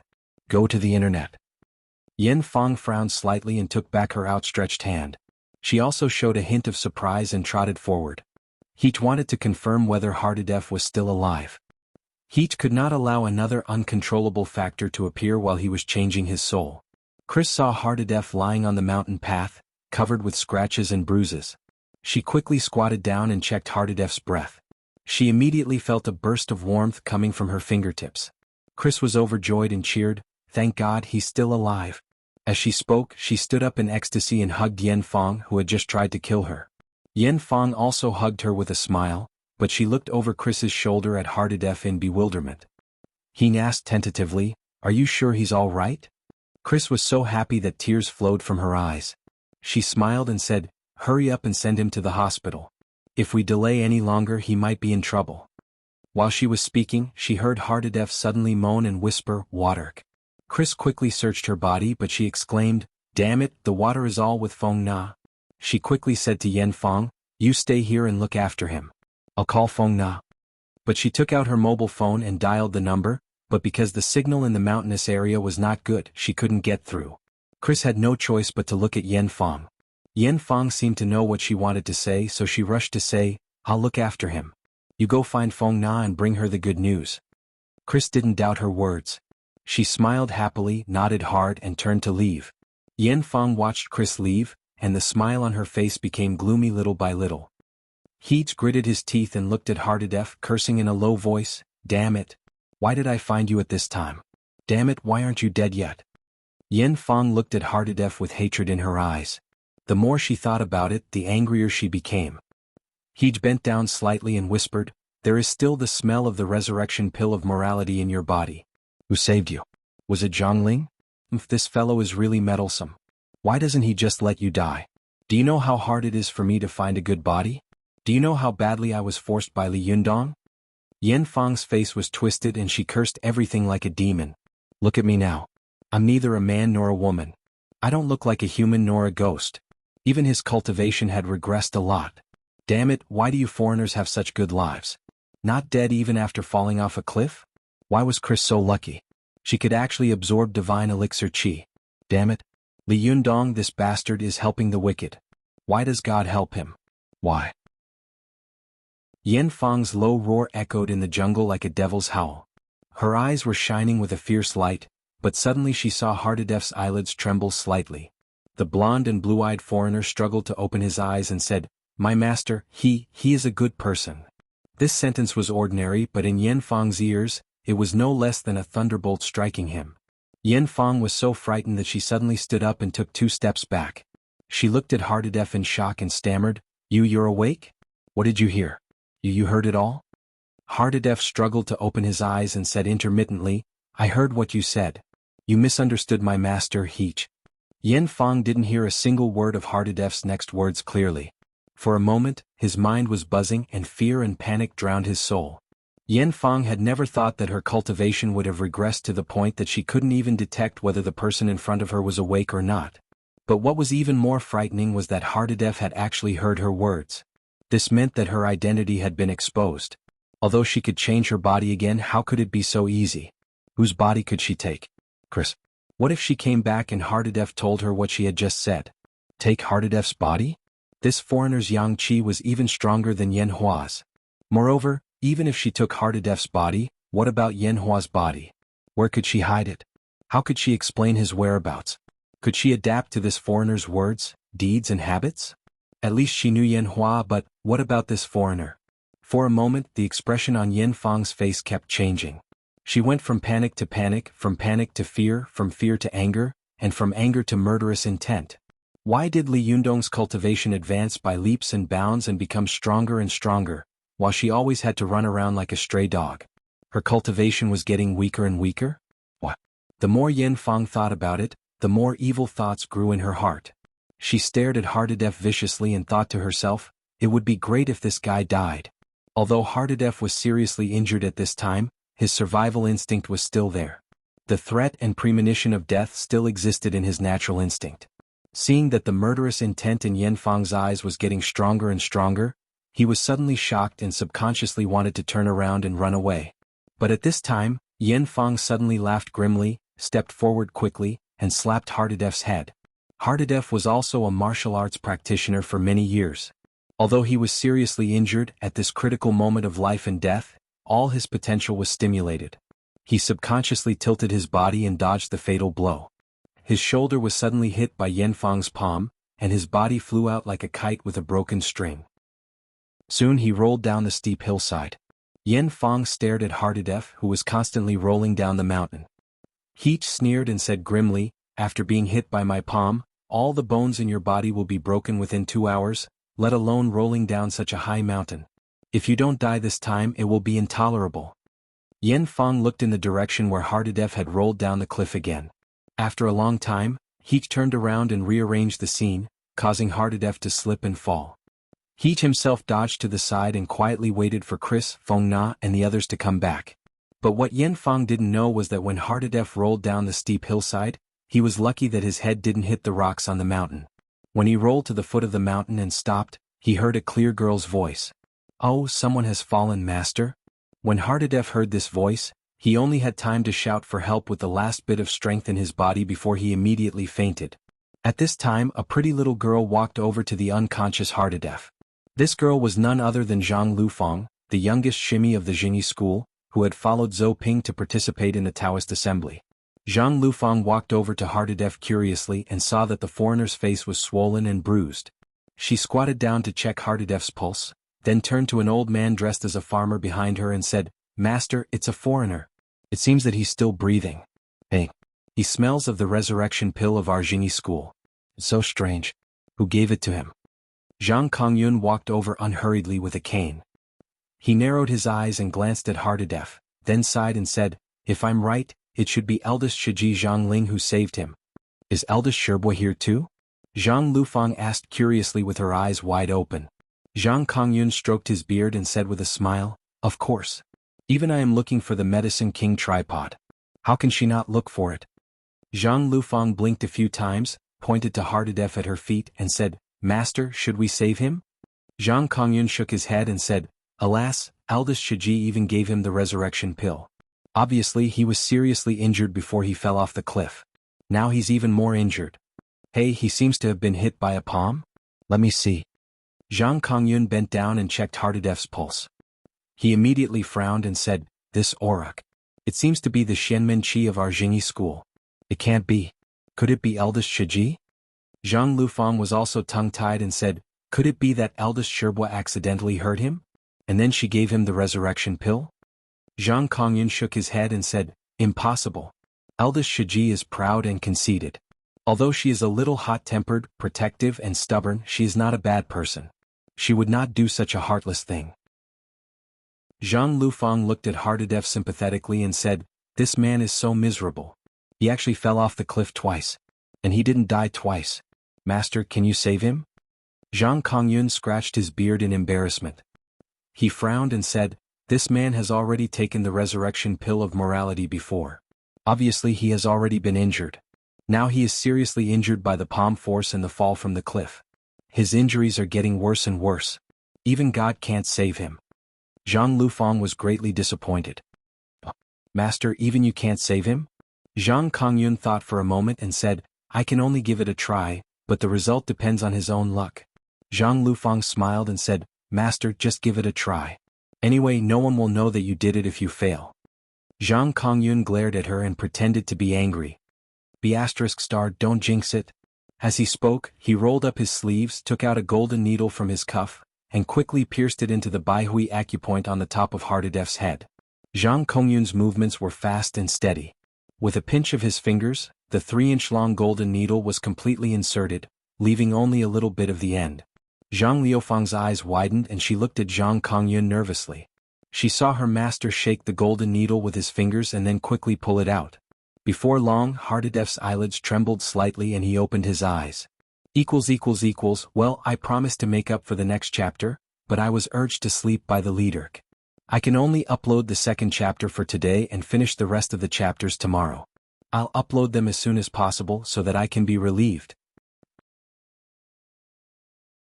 Chapter 589. Seeing that Hardadef had woken up, Zhang Lufang clapped her hands and said with a smile, "You're awake, you're awake. Master, you're really amazing." Zhang Kongyun proudly put away the golden needles, stroked his beard and said with a smile, "Of course." Zhang Lufang squatted down and shouted at John, "Hey big nose. How did you get hurt? Who hurt you?" But Hardadef looked at her with a confused face. After a while, he suddenly smiled and stammered, "Master, master." Zhang Lufang was shocked. She reached out and patted Hardadef's face saying, "Hey, wake up. I'm not your master." Hardadef was still smiling foolishly. Master is a good person." Zhang Lufang turned her head and looked at Zhang Kongyun helplessly. "Master, did you make him an idiot?" Zhang Kongyun's face was full of embarrassment. He glared at Zhang Lufang angrily and stammered, Nonsense. How could I possibly make him an idiot? Is my golden needle crossing calamity skill just for show? Zhang Lufang said suspiciously. Oh? Then how did he become like this? Seeing that his disciple was doubting his authority, Zhang Kongyun was so angry that he blew his beard and glared at him. He said, "It must be because this guy's qi is in disorder which caused his upper dantian to be in disorder. That's why he lost his mind and became a fool." Zhang Lufang looked helplessly at Hardadef, who kept giggling and sighed, "Master, what should we do? Leave him here?" Zhang Kongyun sighed and said, "Forget it, take him back. I'll go back and mix some medicine for him to see if it can cure him. Watch net." Zhang Lufang blinked her eyes and said with a smile, Okay, someone can play with me now, although this guy is a bit silly. However, it's still better than some old man who grows vegetables all day long." Zhang Kongyun rolled his eyes, flicked his sleeves and said, "Then you are responsible for carrying him, I don't care." After saying that, he swaggered away. Zhang Lufang hurriedly shouted a few times, but she saw that Zhang Kongyun had walked far away in the blink of an eye without looking back. She stamped her feet angrily and said angrily, "You're so annoying. How can you let a little girl like me carry such a big man on her back? Bah, he stinks." Zhang Lufang pinched her nose and chased after Zhang Kongyun with the giggling Hardadef on her back. The two of them soon walked out of the scenic area. When they were about to leave, Zhang Kongyun suddenly saw a group of villagers at the foot of the mountain surrounding an arrogant villager with saliva flying everywhere. They were discussing something loudly, and the villager who was surrounded in the middle was waving a purple gold object high in his hand. Zhang Kongyun took a closer look and was shocked. He thought, "Is this the Medicine King tripod?" Zhang Kongyun immediately stepped forward and took a look outside the crowd. Sure enough, he saw that everyone was looking at the purple tripod in the villager's hand with admiring eyes. This tripod was exuding a strange fragrance and was exquisitely carved. What was more amazing was that it was surrounded by a layer of white mist, as if it were an immortal item. If this wasn't the Medicine King tripod, then what was it? Zhang Kongyun was shocked. He immediately squeezed in and said, "Old fellow, you're medicine. Are you selling this tripod?" The villager immediately looked at him warily and snorted. "Of course I'm selling it. Why not?" Zhang Kongyun was overjoyed. "How much? I'll buy it." The villager laughed and said, "That's hard to say. Just now Wang Er, who lives next door, suggested that I take it to the auction house and sell it to the highest bidder." Zhang Kongyun was shocked. You want to auction the medicine? This tripod?" The villager said proudly, "Of course. This thing is a treasure at first glance. It will definitely fetch a good price." Zhang Kongyun tentatively asked, "I'll pay 200,000 yuan to buy this thing in your hand now. Will you sell it?" The villager snorted and hugged the Medicine King tripod tightly. He sneered and said, "Someone just bought it for 500,000 yuan. I didn't sell it, and you still want to pay 200,000 yuan? Zhang Kongyun frowned and thought, "Someone has already taken action?" Zhang Kongyun quickly raised two fingers and said, "Then I'll pay 2 million yuan to buy it now. Will you sell it?" As soon as he said this, there was an uproar around. 2 million yuan was not a small number.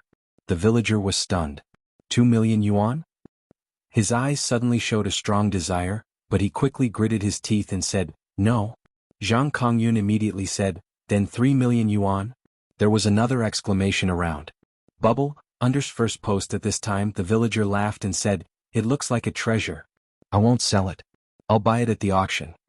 Zhang Kongyun stared at the villager for a long time, gritting his teeth in hatred. He shook his head helplessly and retreated from the crowd. Zhang Lufang snorted and said, "Just grab it. He won't sell it for 3 million yuan. Does he only care about money?" Zhang Kongyun shook his head and said, "Nonsense. There are so many secular mortals here. Do you want to rob it? How do you deal with the consequences? Not to mention whether it will alarm the government if other sects find out. Aren't you afraid of being ridiculed? We are the Jingyi school."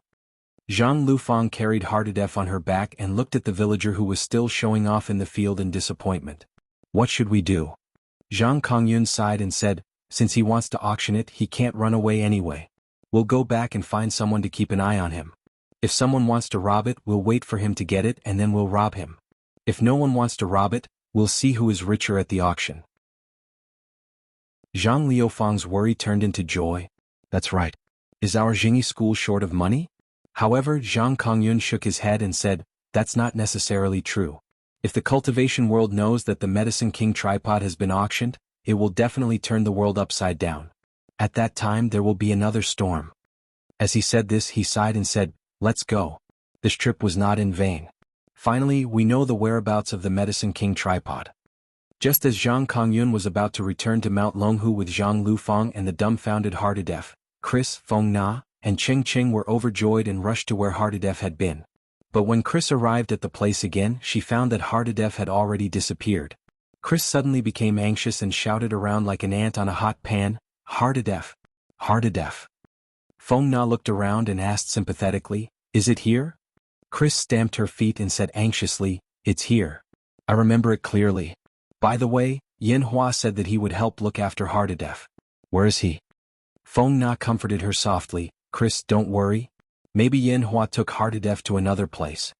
However, Chris said anxiously, "Hardadef is so badly injured. How can he be moved?"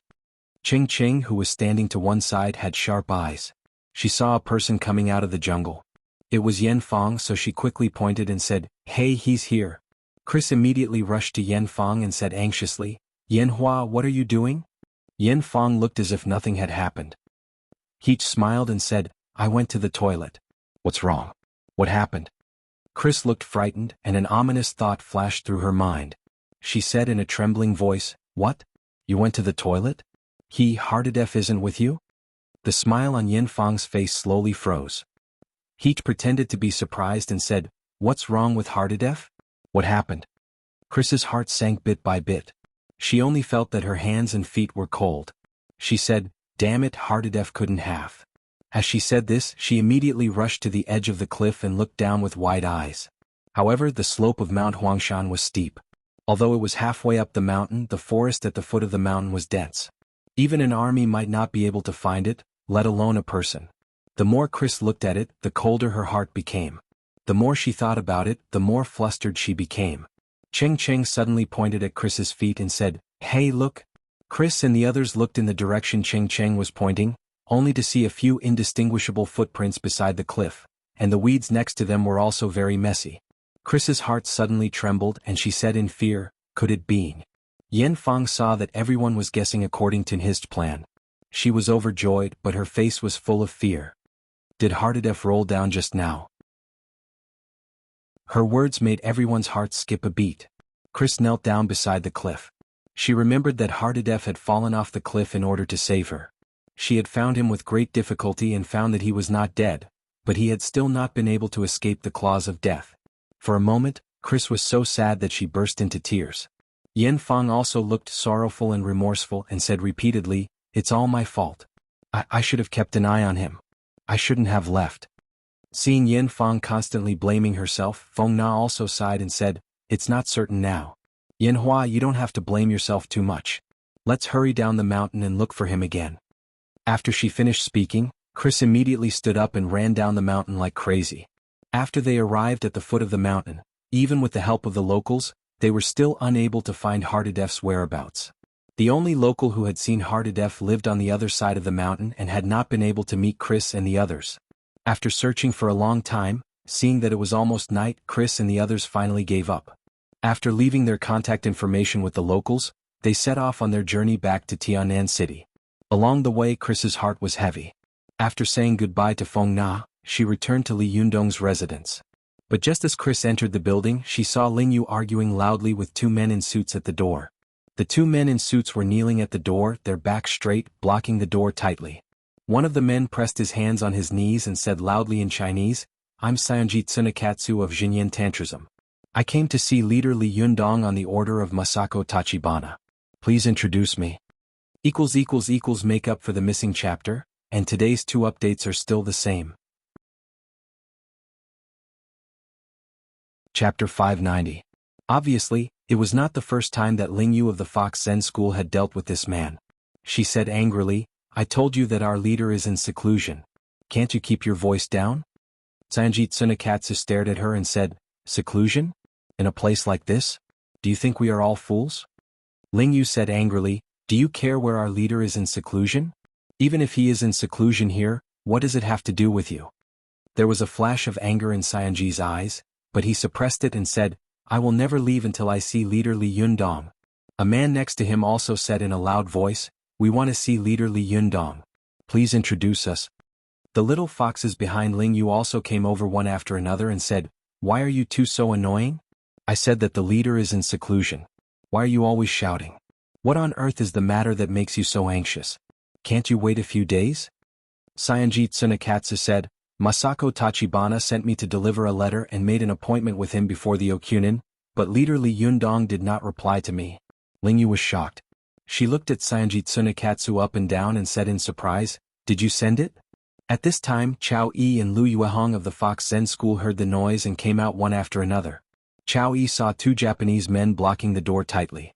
She couldn't help frowning and said, "I can let the leader reply to you first. He has already received the letter. It's not certain whether he will go or not. Go to see the net." Bubble 8. Saionji Tsunekatsu couldn't help but say angrily, "How can that be? Leader Li Yundong must go." Chao Yi frowned and said angrily, "What? If he doesn't go, do you want to kidnap our leader?"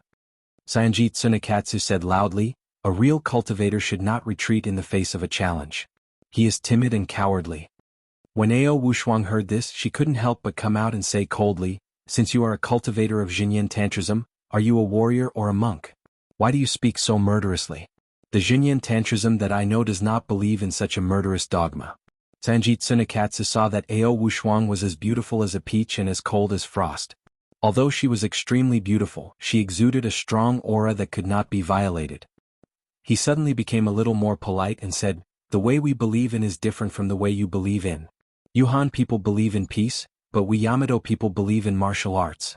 Therefore, in our opinion, martial arts is the Tao and the Tao is martial arts. It's shameful for sect leader Li Yundong to avoid the battle. He should be ashamed and commit suicide." Ao Wushuang sneered and said, "When I went to the Kongabuji temple more than a decade ago, you weren't like this. How did you become like this now?" Humph, before Li Yundong left, he asked me to temporarily exercise the power of the leader. I can make decisions for him. Let me tell you, although our sect leader is also a cultivator who values peace and is a broad-minded cultivator, he is not a person who can let any cat or dog ride on his neck. Go back and tell your Masako Tachibana that when he comes out of seclusion, he will definitely come to visit and let her know what a real strong person is. However, Saionji Tsunekatsu looked straight at Ao Wushuang and said stubbornly, "No, I must wait for him here. Logically speaking, he should have set off immediately after receiving the letter. He has been delayed for 2 days. This is a great disrespect to Masako Tachibana and a disgrace to us." Ao Wushuang looked at him coldly and shook her head. "You Japanese learn everything from others, but you don't learn anything like it. When our Chinese civilization was at its peak, your ancestor, Master Hongfa, specially crossed the ocean to our mainland to learn Buddhism, Taoism, and Confucianism. But unfortunately, more than 1,000 years have passed, and you still haven't learned the essence of our Chinese civilization. Don't you know what it means to not do to others what you don't want to do to yourself? Are you willing to accept someone forcing you like this?" Saionji Tsunekatsu also sneered and said, "Our Yamato people only know that the winner is the king and the loser is the bandit. If sect leader Li Yundong doesn't dare to go, just say it. Why are you talking so much nonsense? Don't you think it's shameful to hide under the excuse of seclusion?" This sentence made everyone in the Fox Zen school furious at the same time. Ling Yu and the little foxes scolded angrily, "What did you say? Say it again if you dare. Will our leader be afraid of you?" "That's right. Our leader scared your Tachibana Wakako to tears with one palm. Do you still have the face to mention this matter?" When Saionji Tsunekatsu heard their words, he was so angry that he gritted his teeth secretly. He knew very well that if Tachibana Wakako hadn't been so badly defeated this time, she wouldn't have lost her temper and ordered him to make sure that Li Yundong came to Japan no matter what. In fact, Xinyan Tantrism was like the Chinese Chuanjin sect and Jingyi school. There were many sects under one sect. For example, there were Chuanjin Dragon sect, Chuanjin Green Cave sect, Chuanjin Yushin sect, Chuanjin Nanhua sect, and so on. And there were different schools under these sections. Compared with the Chinese cultivation world, which was full of disasters, Xinyan Tantrism was located in Kongabuji, and its incense had not been cut off for thousands of years. It was not like another sacred mountain in Japan, Mount Hai, which had been washed with blood by Oda Nobunaga and suffered a huge disaster. After more than 1,200 years of development, Xinyan Tantrism, which was founded by Hongfa in the beginning, was divided into Ono School and Hirazawa School. Ono School and Hirazawa School each gave birth to 6 schools, which were collectively known as the Nozawa 12 schools. As time went on, these 12 schools slowly gave birth to 36 schools and more than 70 schools. Most of these schools of Xinyan Tantrism could be classified into the School of Ancient Meaning and the School of New Meaning. They were also the two schools with the fiercest struggle with each other, just like the Niden School and the External Alchemy School in the Chinese cultivation world.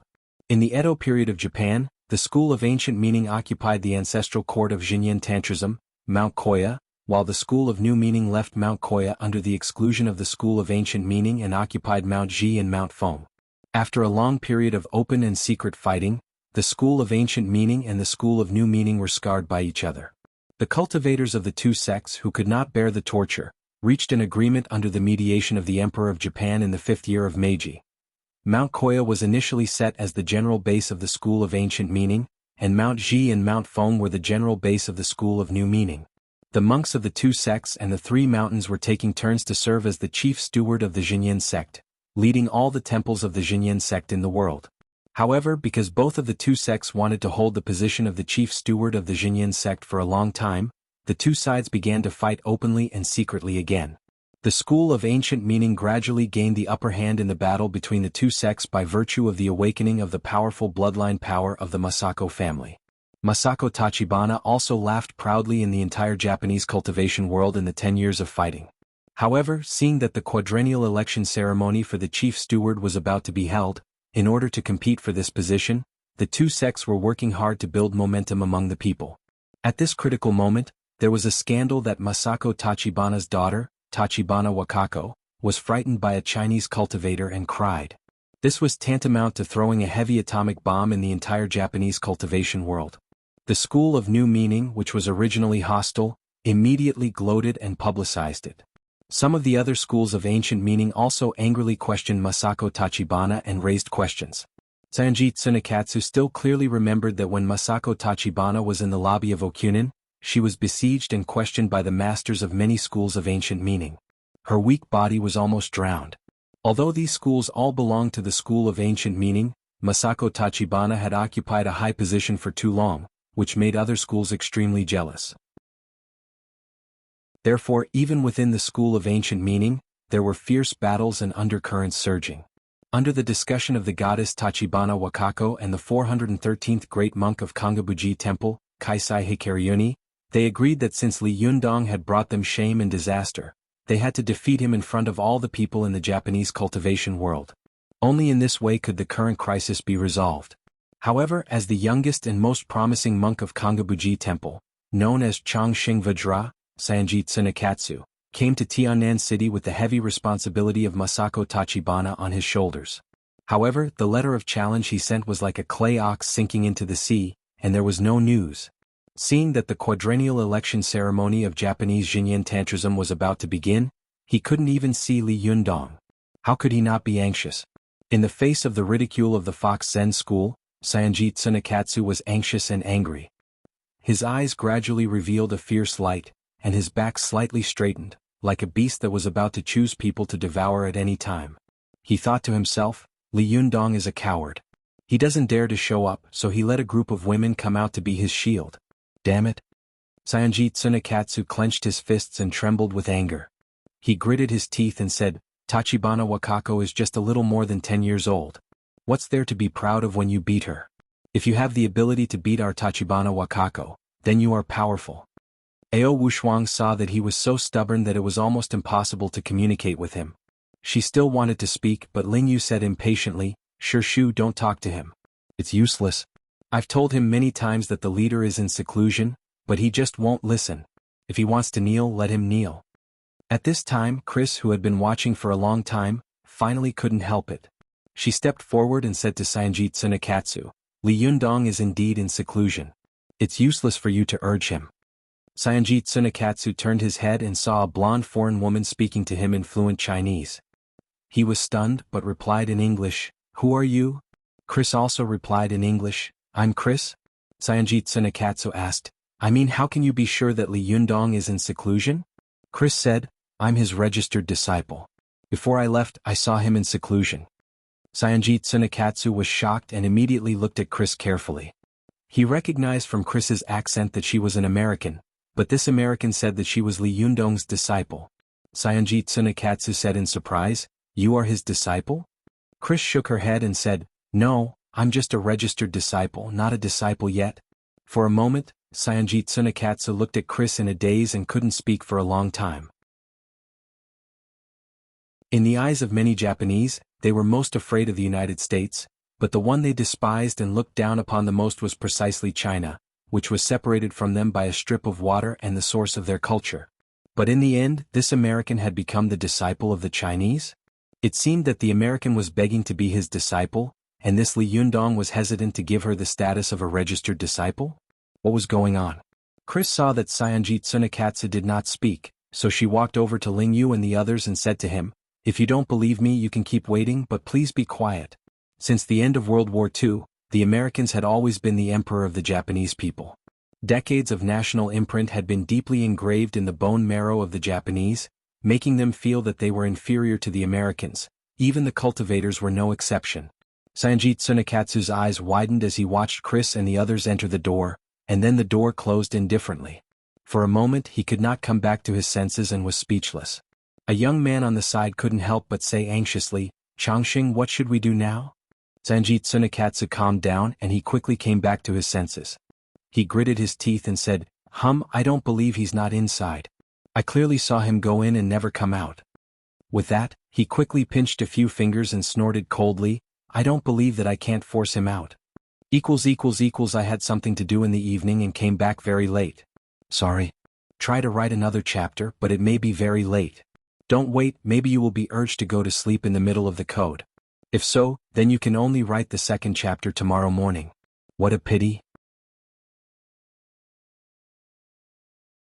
Chapter 591. Saionji Tsunekatsu's hands quickly formed a seal.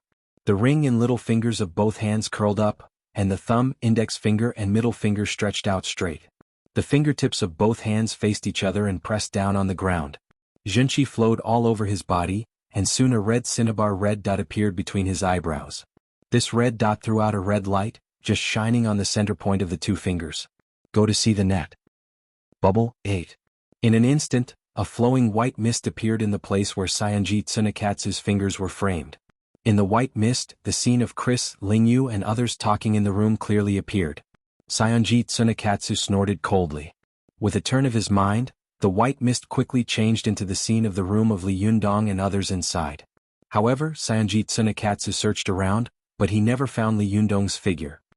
He was stunned and unwillingly searched another room. However, he searched around and almost searched all the rooms in the building, but he never found Li Yundong's figure. Saionji Tsunekatsu was shocked. He stayed where he was and looked at the man next to him, who was also stunned. He couldn't help saying, "Tuki-kun, what should we do? Where did Li Yundong go?" Tuki-kun was also stunned and said, "Changxing, didn't we stare at the door and don't see him come out? Does he know how to make himself invisible?" Saionji Tsunekatsu was a little annoyed and said, "Living in the busy city, what are you doing with this kind of shameful magic?" Tuki-kun said with a face full of fear, "Changxing, if we can't finish the task, what should we do? If Masako Tachibana blames us, then..." Saionji Tsunekatsu's face was gloomy and his teeth were clenched. Tuki-kun suddenly said tentatively, "Changxing, how about, we kidnap one of Li Yundong's men and force Li Yundong to go with us?" Saionji Tsunekatsu immediately turned his head and scolded, "Idiot! What kind of idea is this? Didn't you see that there was a woman who looked very powerful just now? Although I am sure that I can beat her and send the letter of challenge to their home without anyone knowing, I am not sure that I can take a living person away without anyone knowing. If there's a conflict and the local government is alerted, how are you going to deal with it?" The monks of Xinyan Tantrism were divided into 16 ranks. Among them the great monk was the highest rank monk. His divine power and Buddhist dharma were extremely powerful and abnormal. At a young age, Saionji Tsunekatsu obtained the title of the 12th rank young monk. Not only was he allowed to wear a purple and gold kasaya, but his status and strength were far above that of Tuki, who was the 9th rank monk. As soon as he scolded, Tuki's face immediately turned red. He did not dare to refute and repeatedly admitted his mistakes. Bubble -8 After Saionji Tsunekatsu scolded, his eyes flickered, and he was thinking of a way to deal with it, but the sound coming from his finger frame attracted his attention. After everyone from the Fox Zen School and Chris entered the room, Ling Yu looked at Chris curiously and asked, "Has leader accepted you as a disciple?" Chris shook her head. "Just an in-name disciple." Ling Yu agreed with Su Chan that Li Yundong shouldn't have accepted a foreign student as his disciple. However, she didn't want to question Li Yundong's decision, so she kept her doubts to herself. At this time, Chris was still thinking about the two Japanese at the door, so she asked, "Why have these two Japanese been guarding the door?" Ling Yu curled her lips and said, "Leader beat their witch Tachibana Wakako to tears at the Taoist assembly. As a result, he beat the little one and provoked the big one. Tachibana Wakako's mother was not happy, so she wrote a letter of challenge and wanted to challenge leader. But leader has been in seclusion. How can he see him? Not to mention going to Japan with him." Chris asked curiously, "Seclusion?" Since she had witnessed all kinds of magical deeds from Li Yundong last time, she had gradually developed a strong interest in these magical secret skills of the East. After returning home, she had read a lot of related books, so she knew what seclusion meant. Chris looked around the room with more and more curiosity. She said in surprise, "Seclusion here? Are you kidding? Shouldn't seclusion be in a quiet place where no one will disturb you?" Ling Yu looked at Chris in surprise and thought to herself, "This foreign devil speaks Chinese quite well, which is not bad. She even knows what seclusion means?" Ling Yu was surprised and couldn't help laughing. "Of course not. This is the secular world and it's noisy. How can it be suitable for seclusion?" Chris asked in confusion, "Where did Li Yundong go? I heard from these two Japanese that they didn't see him go out." Ling Yu laughed and said, "I can't tell you where he went. This is a secret. Otherwise, it would be bad if others found out where he was doing seclusion and went to disturb him. Moreover, these two Japanese are so stupid.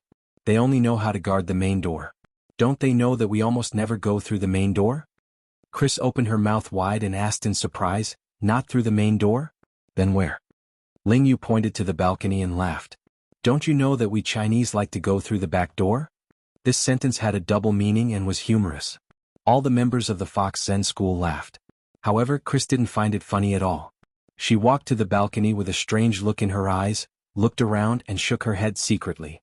At this time, the little fox who had returned to the sofa, shouted to Ling Yu, "Hey Ling Yu Shiji, you're blocking me from watching TV.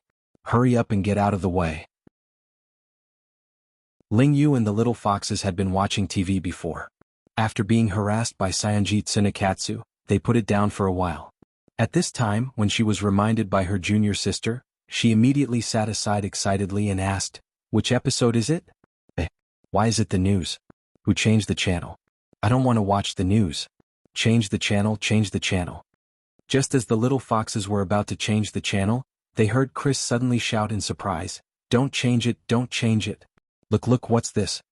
The little foxes first looked at Chris strangely, only to see her rush to the TV with a face full of excitement, pointing at it and shouting. Chris's strange behavior attracted everyone's attention. Even Ao Wushuang, who had always been indifferent, couldn't help but look back at her. But when Ao Wushuang saw it, she was so shocked that her whole body trembled and her eyes widened. On the TV screen that Chris was pointing at, a reporter was interviewing a man dressed as a villager. The man was holding a purple-gold three-legged tripod furnace in his arms. The tripod furnace was surrounded by a white mist. At first glance, it was obvious that it was not an ordinary item. What else could it be if not the Medicine King tripod? Even though Ao Wushuang was used to great storms, she couldn't help but exclaim, "The Medicine King tripod?" As soon as everyone in the Fox Zen school heard the words Medicine King tripod, they all shivered. Chao Yi and Lu Yuehong both stared at the TV with their eyes wide open. The little foxes were even more shocked and said, "No way, a supreme powerful magical weapon for alchemy like the Medicine King tripod is actually on the news. What the hell is going on? How could such an important powerful magical weapon be picked up by this guy?" After the battle on Tiandu Peak, Chris had a very deep impression of the Diuan Jindan and the Medicine King tripod. In her opinion, it was because of these two mysterious Eastern treasures that a terrible battle had occurred, and her fate had been completely changed since then. Ling Yu stared at the Medicine King tripod with her eyes wide open and said in surprise, "Is this the powerful magical weapon of the legendary king of traditional Chinese medicine, Sun Simiao? So this is what it looks like."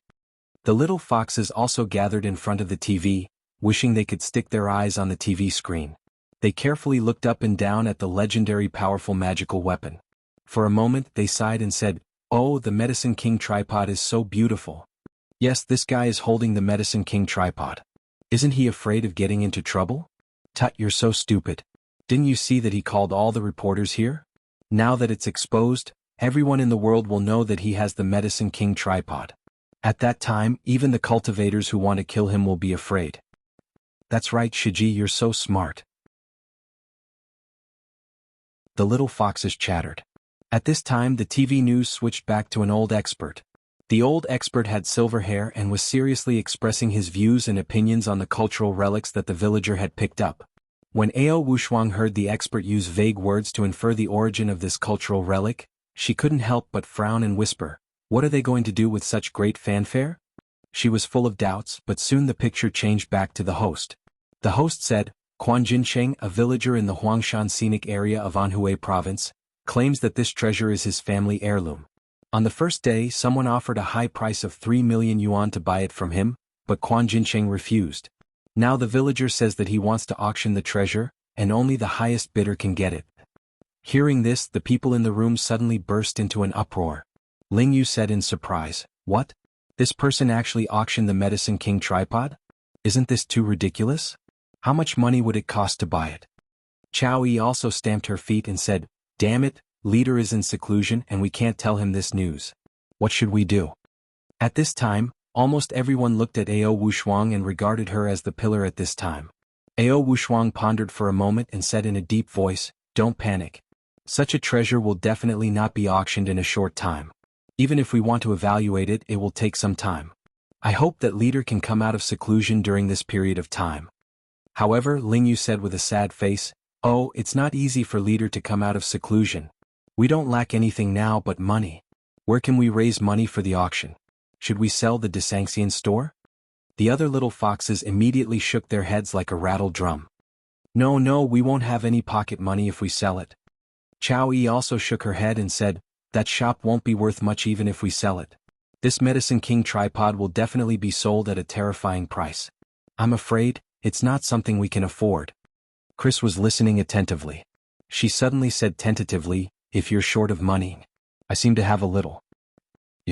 Everyone's gaze shifted to Chris. Chris hesitated for a moment, but she quickly bit her lip and nodded firmly. "Well, I still have a few million." Everyone sucked in a breath of cold air. That was a few million. That's not a small number. It seems that leader has chosen a rich little woman as his disciple? However, Ao Wushuang shook her head and said, "A few million is not even enough to fill the gap between my teeth. If a powerful magical weapon like the Medicine King tripod is sold for a few million, then you really look down on our Chinese cultivators. Let alone others, the financial resources of Jingyi School, Chuanjin Dragon Sect, External Alchemy, and even other inconspicuous sects like the Jinshan sect are beyond our imagination." Chris said awkwardly, "But I only have this much. What should I do?" Ao Wushuang thought for a moment and said, "While the leader hasn't come out of seclusion, let's raise money first. I'll also think of a way to raise as much as I can. We can only take one step at a time. Let's do our best and leave it to fate." At this time, Saionji Tsunekatsu, who was outside the door, heard this.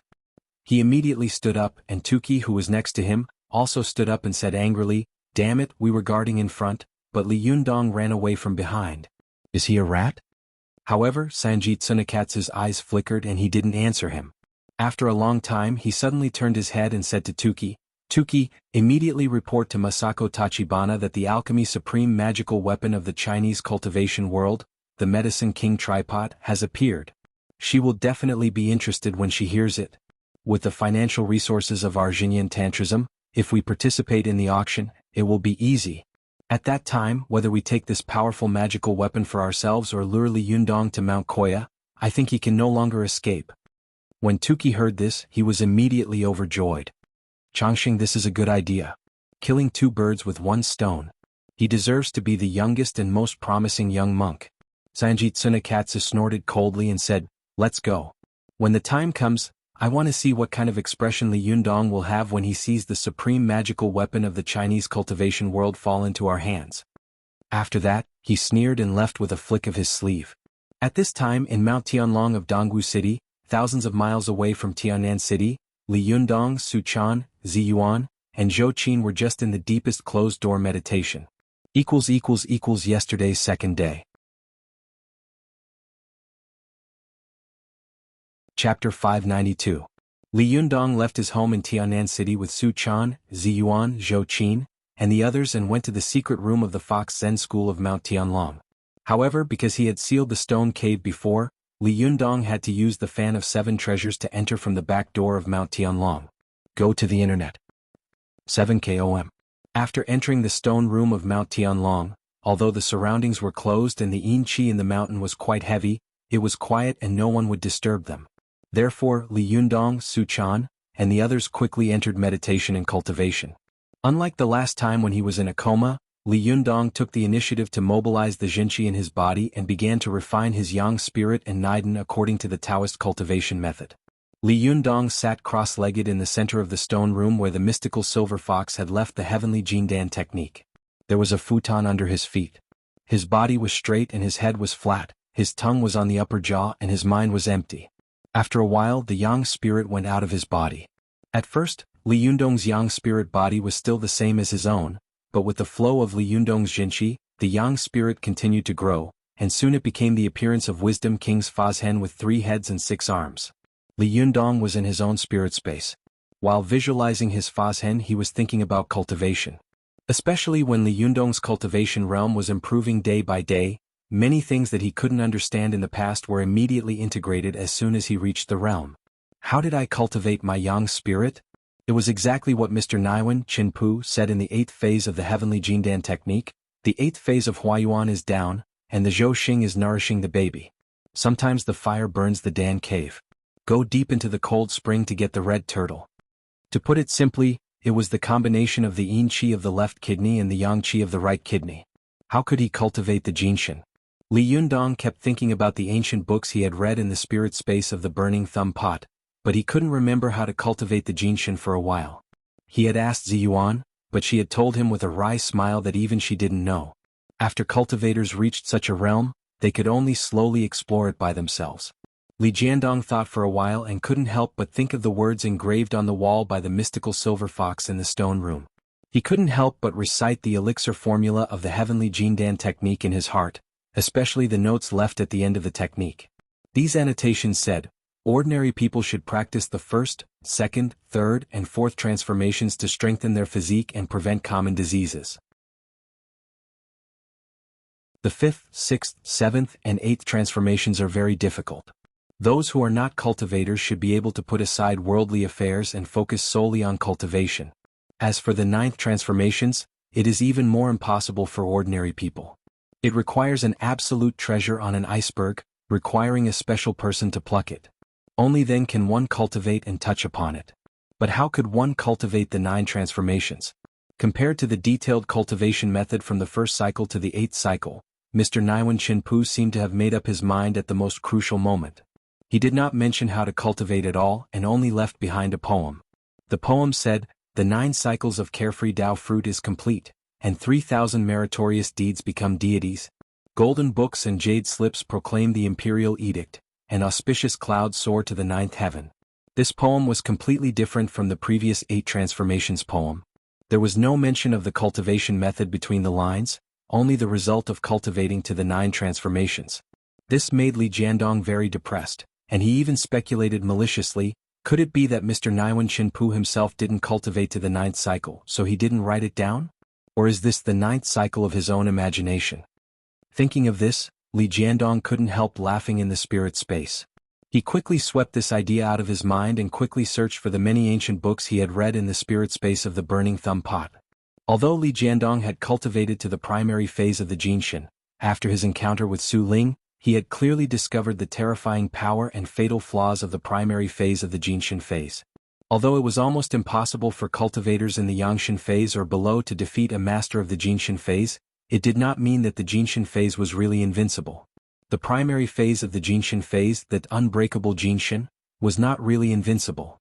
Otherwise, Su Ling's protective jinshin would not have been broken by the 3 top yang spirit masters, Li Jiandong, Zheng Yuan, and Zi Yuan. Although Su Ling had gone berserk after that and beaten the 3 of them to the point that they could only fight back, it had also made Li Jiandong clearly realize that although the unbreakable jinshin was strong, it was not invincible. Moreover, the unbreakable jinshin seemed to only be strong but not soft. In other words, the jinqi of the unbreakable jinshin only had yang qi but lacked yin qi. As the saying goes, fighting is like using a weapon, and the art of war says, win by surprise. In terms of fighting or fighting, it means to overwhelm the opponent with strength and defeat the opponent with skill. In Li Jiandong's opinion, the so-called one person can defeat 10 people with strength was not absolute.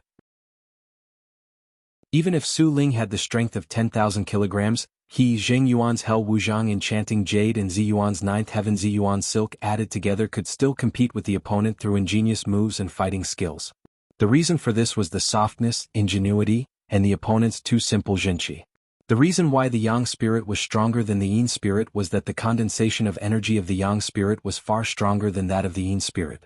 The Yang spirit could absorb things and fight like a real body. On the other hand, the Yin spirit was just a weak mass of energy. Could only penetrate things but not pick them up. The reason why the Jinshin was stronger than the Yang spirit was that the degree of condensation of the Jinshin was several times that of the Yang spirit. Not only could it pick up things but it could also cover the body like armor, forming a hard protective shell.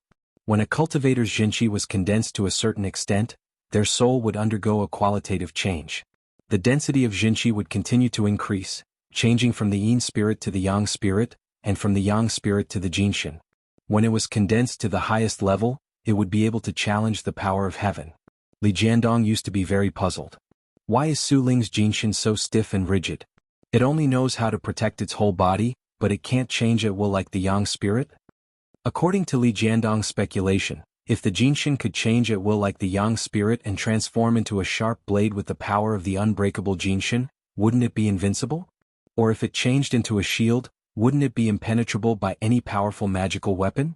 The Jinshin was originally an extremely condensed Jinqi Yang spirit, but if it could change again and compress into a smaller object, wouldn't the density of the Yang spirit be even more terrifying? But when Li Jiandong cultivated to the primary phase of the Jinshin, he understood that it was not that Su Ling didn't want to change but that he couldn't. At this time, Li Jiandong felt as if his whole body was shrouded in a ball of flame, and his whole body was full of strong Yuan Yang Qi. It was as if he was on a flaming mountain. Although his whole body was full of strength, it was all the power of Yang without the slightest bit of Yin Qi. The primary phase of the Jinshin was like hard steel. No matter how the opponent beat it, it could not be broken, so it was called the unbreakable Jinshin. In a fight, if the Jinqi lacked softness, it was easy to lack stamina and only had the power of 3 axes.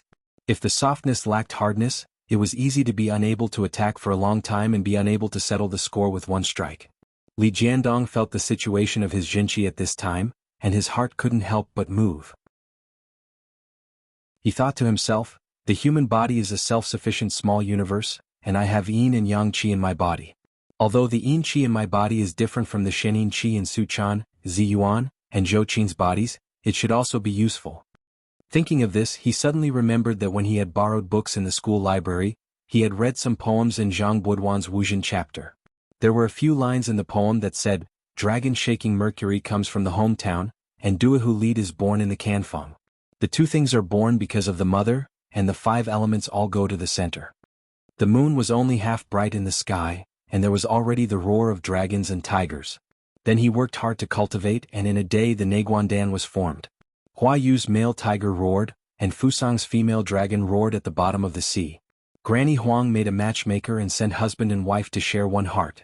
Li Jiandong thought to himself, the meaning of these lines is exactly the cultivation method of the Yin-Yang 8 trigrams. There's nothing strange about it, but what does the last sentence mean? Is it implying that if cultivators want to go to a higher level, they have to send husband and wife to share one heart? Li Jiandong knew that Zhang Buduan's words originally meant that the Yin and Yang Qi in the body were in line with the Tao of heaven and earth, but it was precisely because of this sentence that it also touched a chord in Li Jiandong's heart. Only when heaven and earth intersected could there be all things. Only when men and women were in harmony could there be babies. Only when the Yin and Yang Qi of the human body intersected could there be Naiden. What would happen if the Jinshin, which was extremely masculine, intersected with the extremely feminine Qi? Just as he was thinking of this, he suddenly heard a very soft voice coming from afar, as if someone was calling his name. Li Jiandong looked in the direction of the voice with his Yang spirit body and saw Su Chan looking at him playfully in a corner of the cave. She was smiling sweetly and her beautiful eyes were full of anticipation. Li Jiandong immediately laughed and went over to her. He said softly with a smile, "Weren't you meditating in the next room? Why did you come out?" Su Chan stuck out her tongue and said in a low voice with some embarrassment, I don't know how to cultivate after I reach 7 tails, so I came to ask you if you know. Li Jiandong saw that Su Chan's eyes were evasive, and her face was even redder. There seemed to be a touch of autumn water hidden in the corners of her eyes, and there was a shyness in her eyes that was unique to a young girl. His heart skipped a beat as if he already knew the answer. He said with a smile, "But I don't know either. What should I do?" There was a flash of disappointment in Su Chan's eyes. "Ah, you don't know either? Then what should we do?" Li Jiandong also said with a sad face, "Yes, what should we do?" Su Chan looked at Li Jiandong eagerly, as if she wanted to say something but hesitated. After a long time she said hesitantly, "I heard from my master that the best and fastest way to cultivate after the Jinshin phase is." Li Jiandong laughed in his heart and thought, "No wonder she's my girl. She thinks the same way as me. It turns out that she came to find me because she had the same idea as me?" But Li Jiandong deliberately pretended not to understand and said with a smile, "What is it? Tell me quickly." The look in Su Chan's eyes became more and more bashful, and her cheeks became redder and redder. The porcelain skin on her neck was so red that it looked like it was about to bleed. She lowered her head and bit her red lips. After a while, she seemed to have made up her mind about something. She suddenly raised her head and was about to say something embarrassing. But as soon as the girl raised her head, she saw Li Jiandong looking at her with a faint smile and a mischievous look in his eyes. All of a sudden, Su Chan's heart was as clear as a mirror. Her master knew everything. He was just teasing her.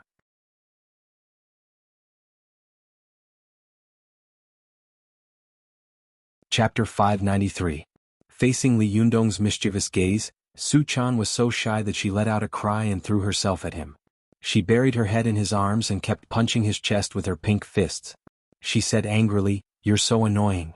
You know it, but you still want to tease me. Is it fun?" Li Yunyang quickly grabbed her fist and said with a smile, "Don't make a fuss. This is not your physical body. You have the body of Yang spirit. You are only one step away from the Jinshin. If you hit it, something bad will happen. Go to the internet. 7 km. Besides, what if you alarm Ziyuan and Zhou? Su Chan was shocked and looked back like a frightened rabbit. When she turned her head, she blinked and said carefully, "Yundong, why don't we go somewhere else to talk?" Li Yundong thought for a moment and said, "Okay, let's go out and talk." The two of them looked at each other and smiled. Soon, their Yang spirits turned into Yin spirits and flew out of Mount Tianlong. After flying out of the cave in the mountain, the two of them turned into Yang spirits again. They looked no different from ordinary people and walked hand in hand on Mount Tianlong.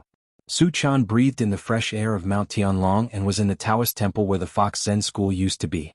She looked around and saw that although the Taoist temple of the Fox Zen school had been empty, it was still open to the local tourism bureau. At this time there were many tourists coming and going, taking photos as a souvenir. These people saw Li Yundong and Su Chan coming hand in hand. The man was handsome and tall, with an extraordinary bearing, and the woman was beautiful and charming.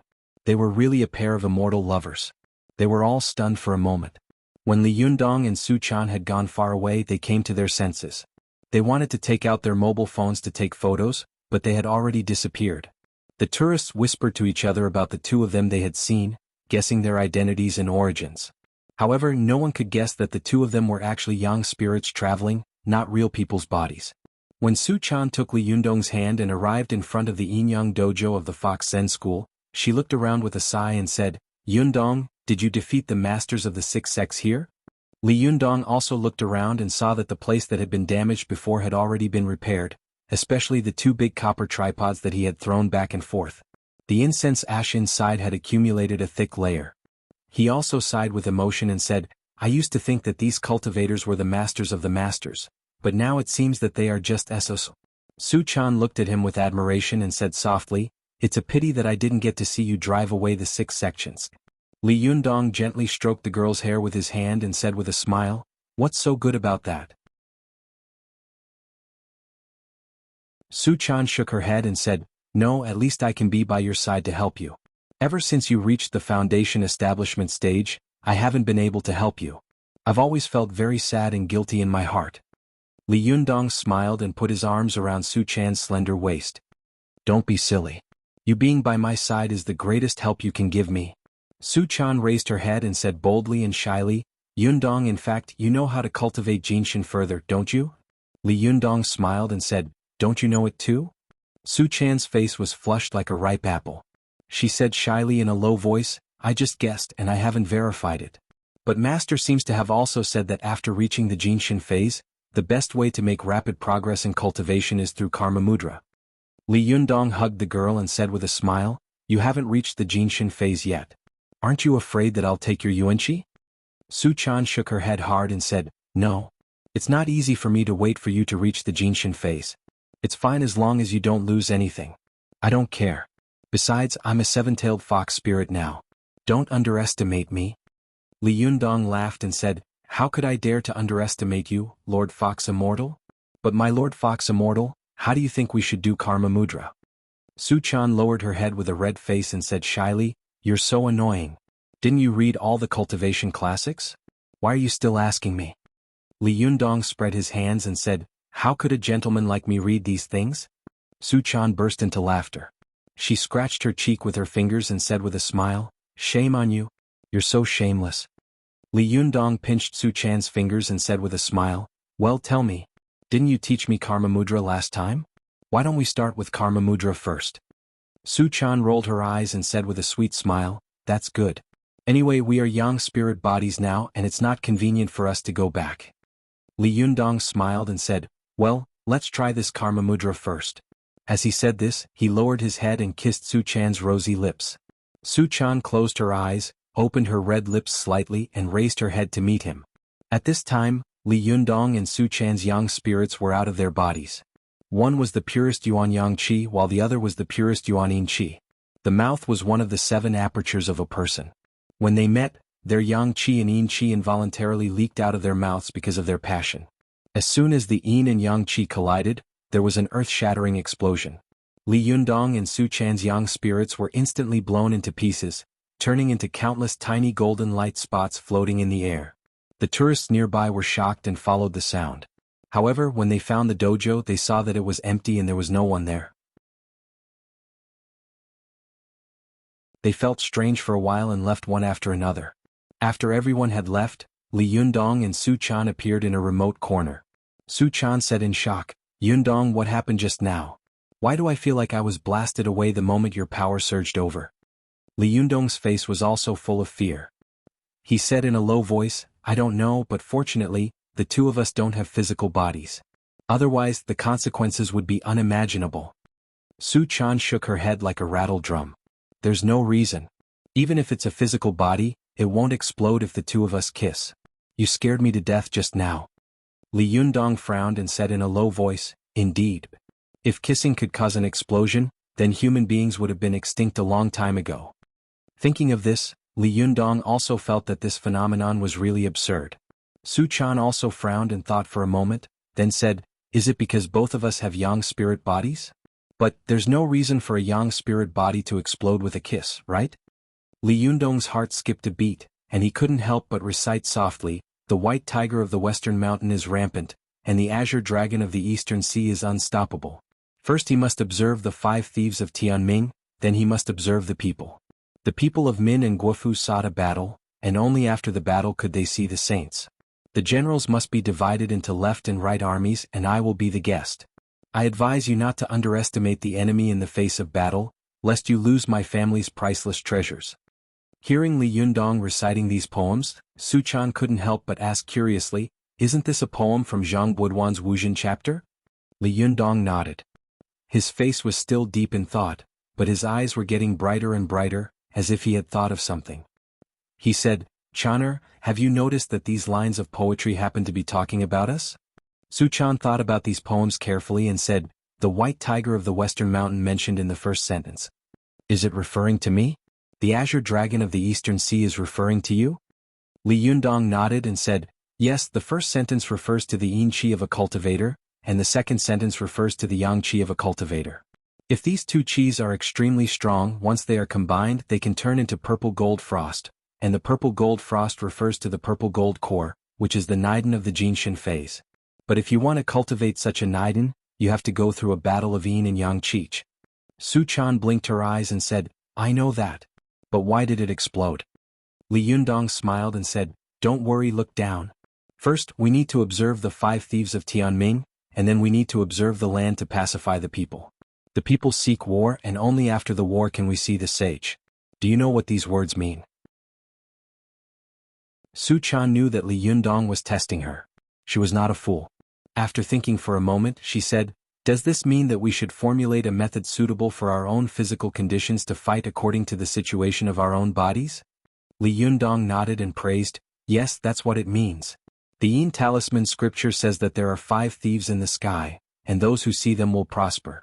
Zhang Guo, a great cultivator of the Tang dynasty, once commented that the 5 thieves are life, matter, time, work, and spirit. What I mean is that only when we have nurtured these 5 to their best condition and achieved the right time, place, and people, can we fight with yin and yang. Only in this way can we see that sage. Otherwise, it will beat advising the king not to underestimate the enemy before the battle, lest he loses his priceless treasures. Su Chan's face suddenly fell and she said bitterly, "No way. Will there be a problem with little dual cultivation? Don't you want to live?" Li Yundong shook his head and said, "The higher the cultivation, the easier it is to have problems. If it weren't for the fact that both of our yang spirits have been cultivated to the top level, I'm afraid that we would have lost our family's priceless treasures." Su Chan pouted unhappily. For a moment she was speechless. Seeing her unhappy face, Li Yundong couldn't help but smile and say, "Don't be unhappy. In fact, I have a way."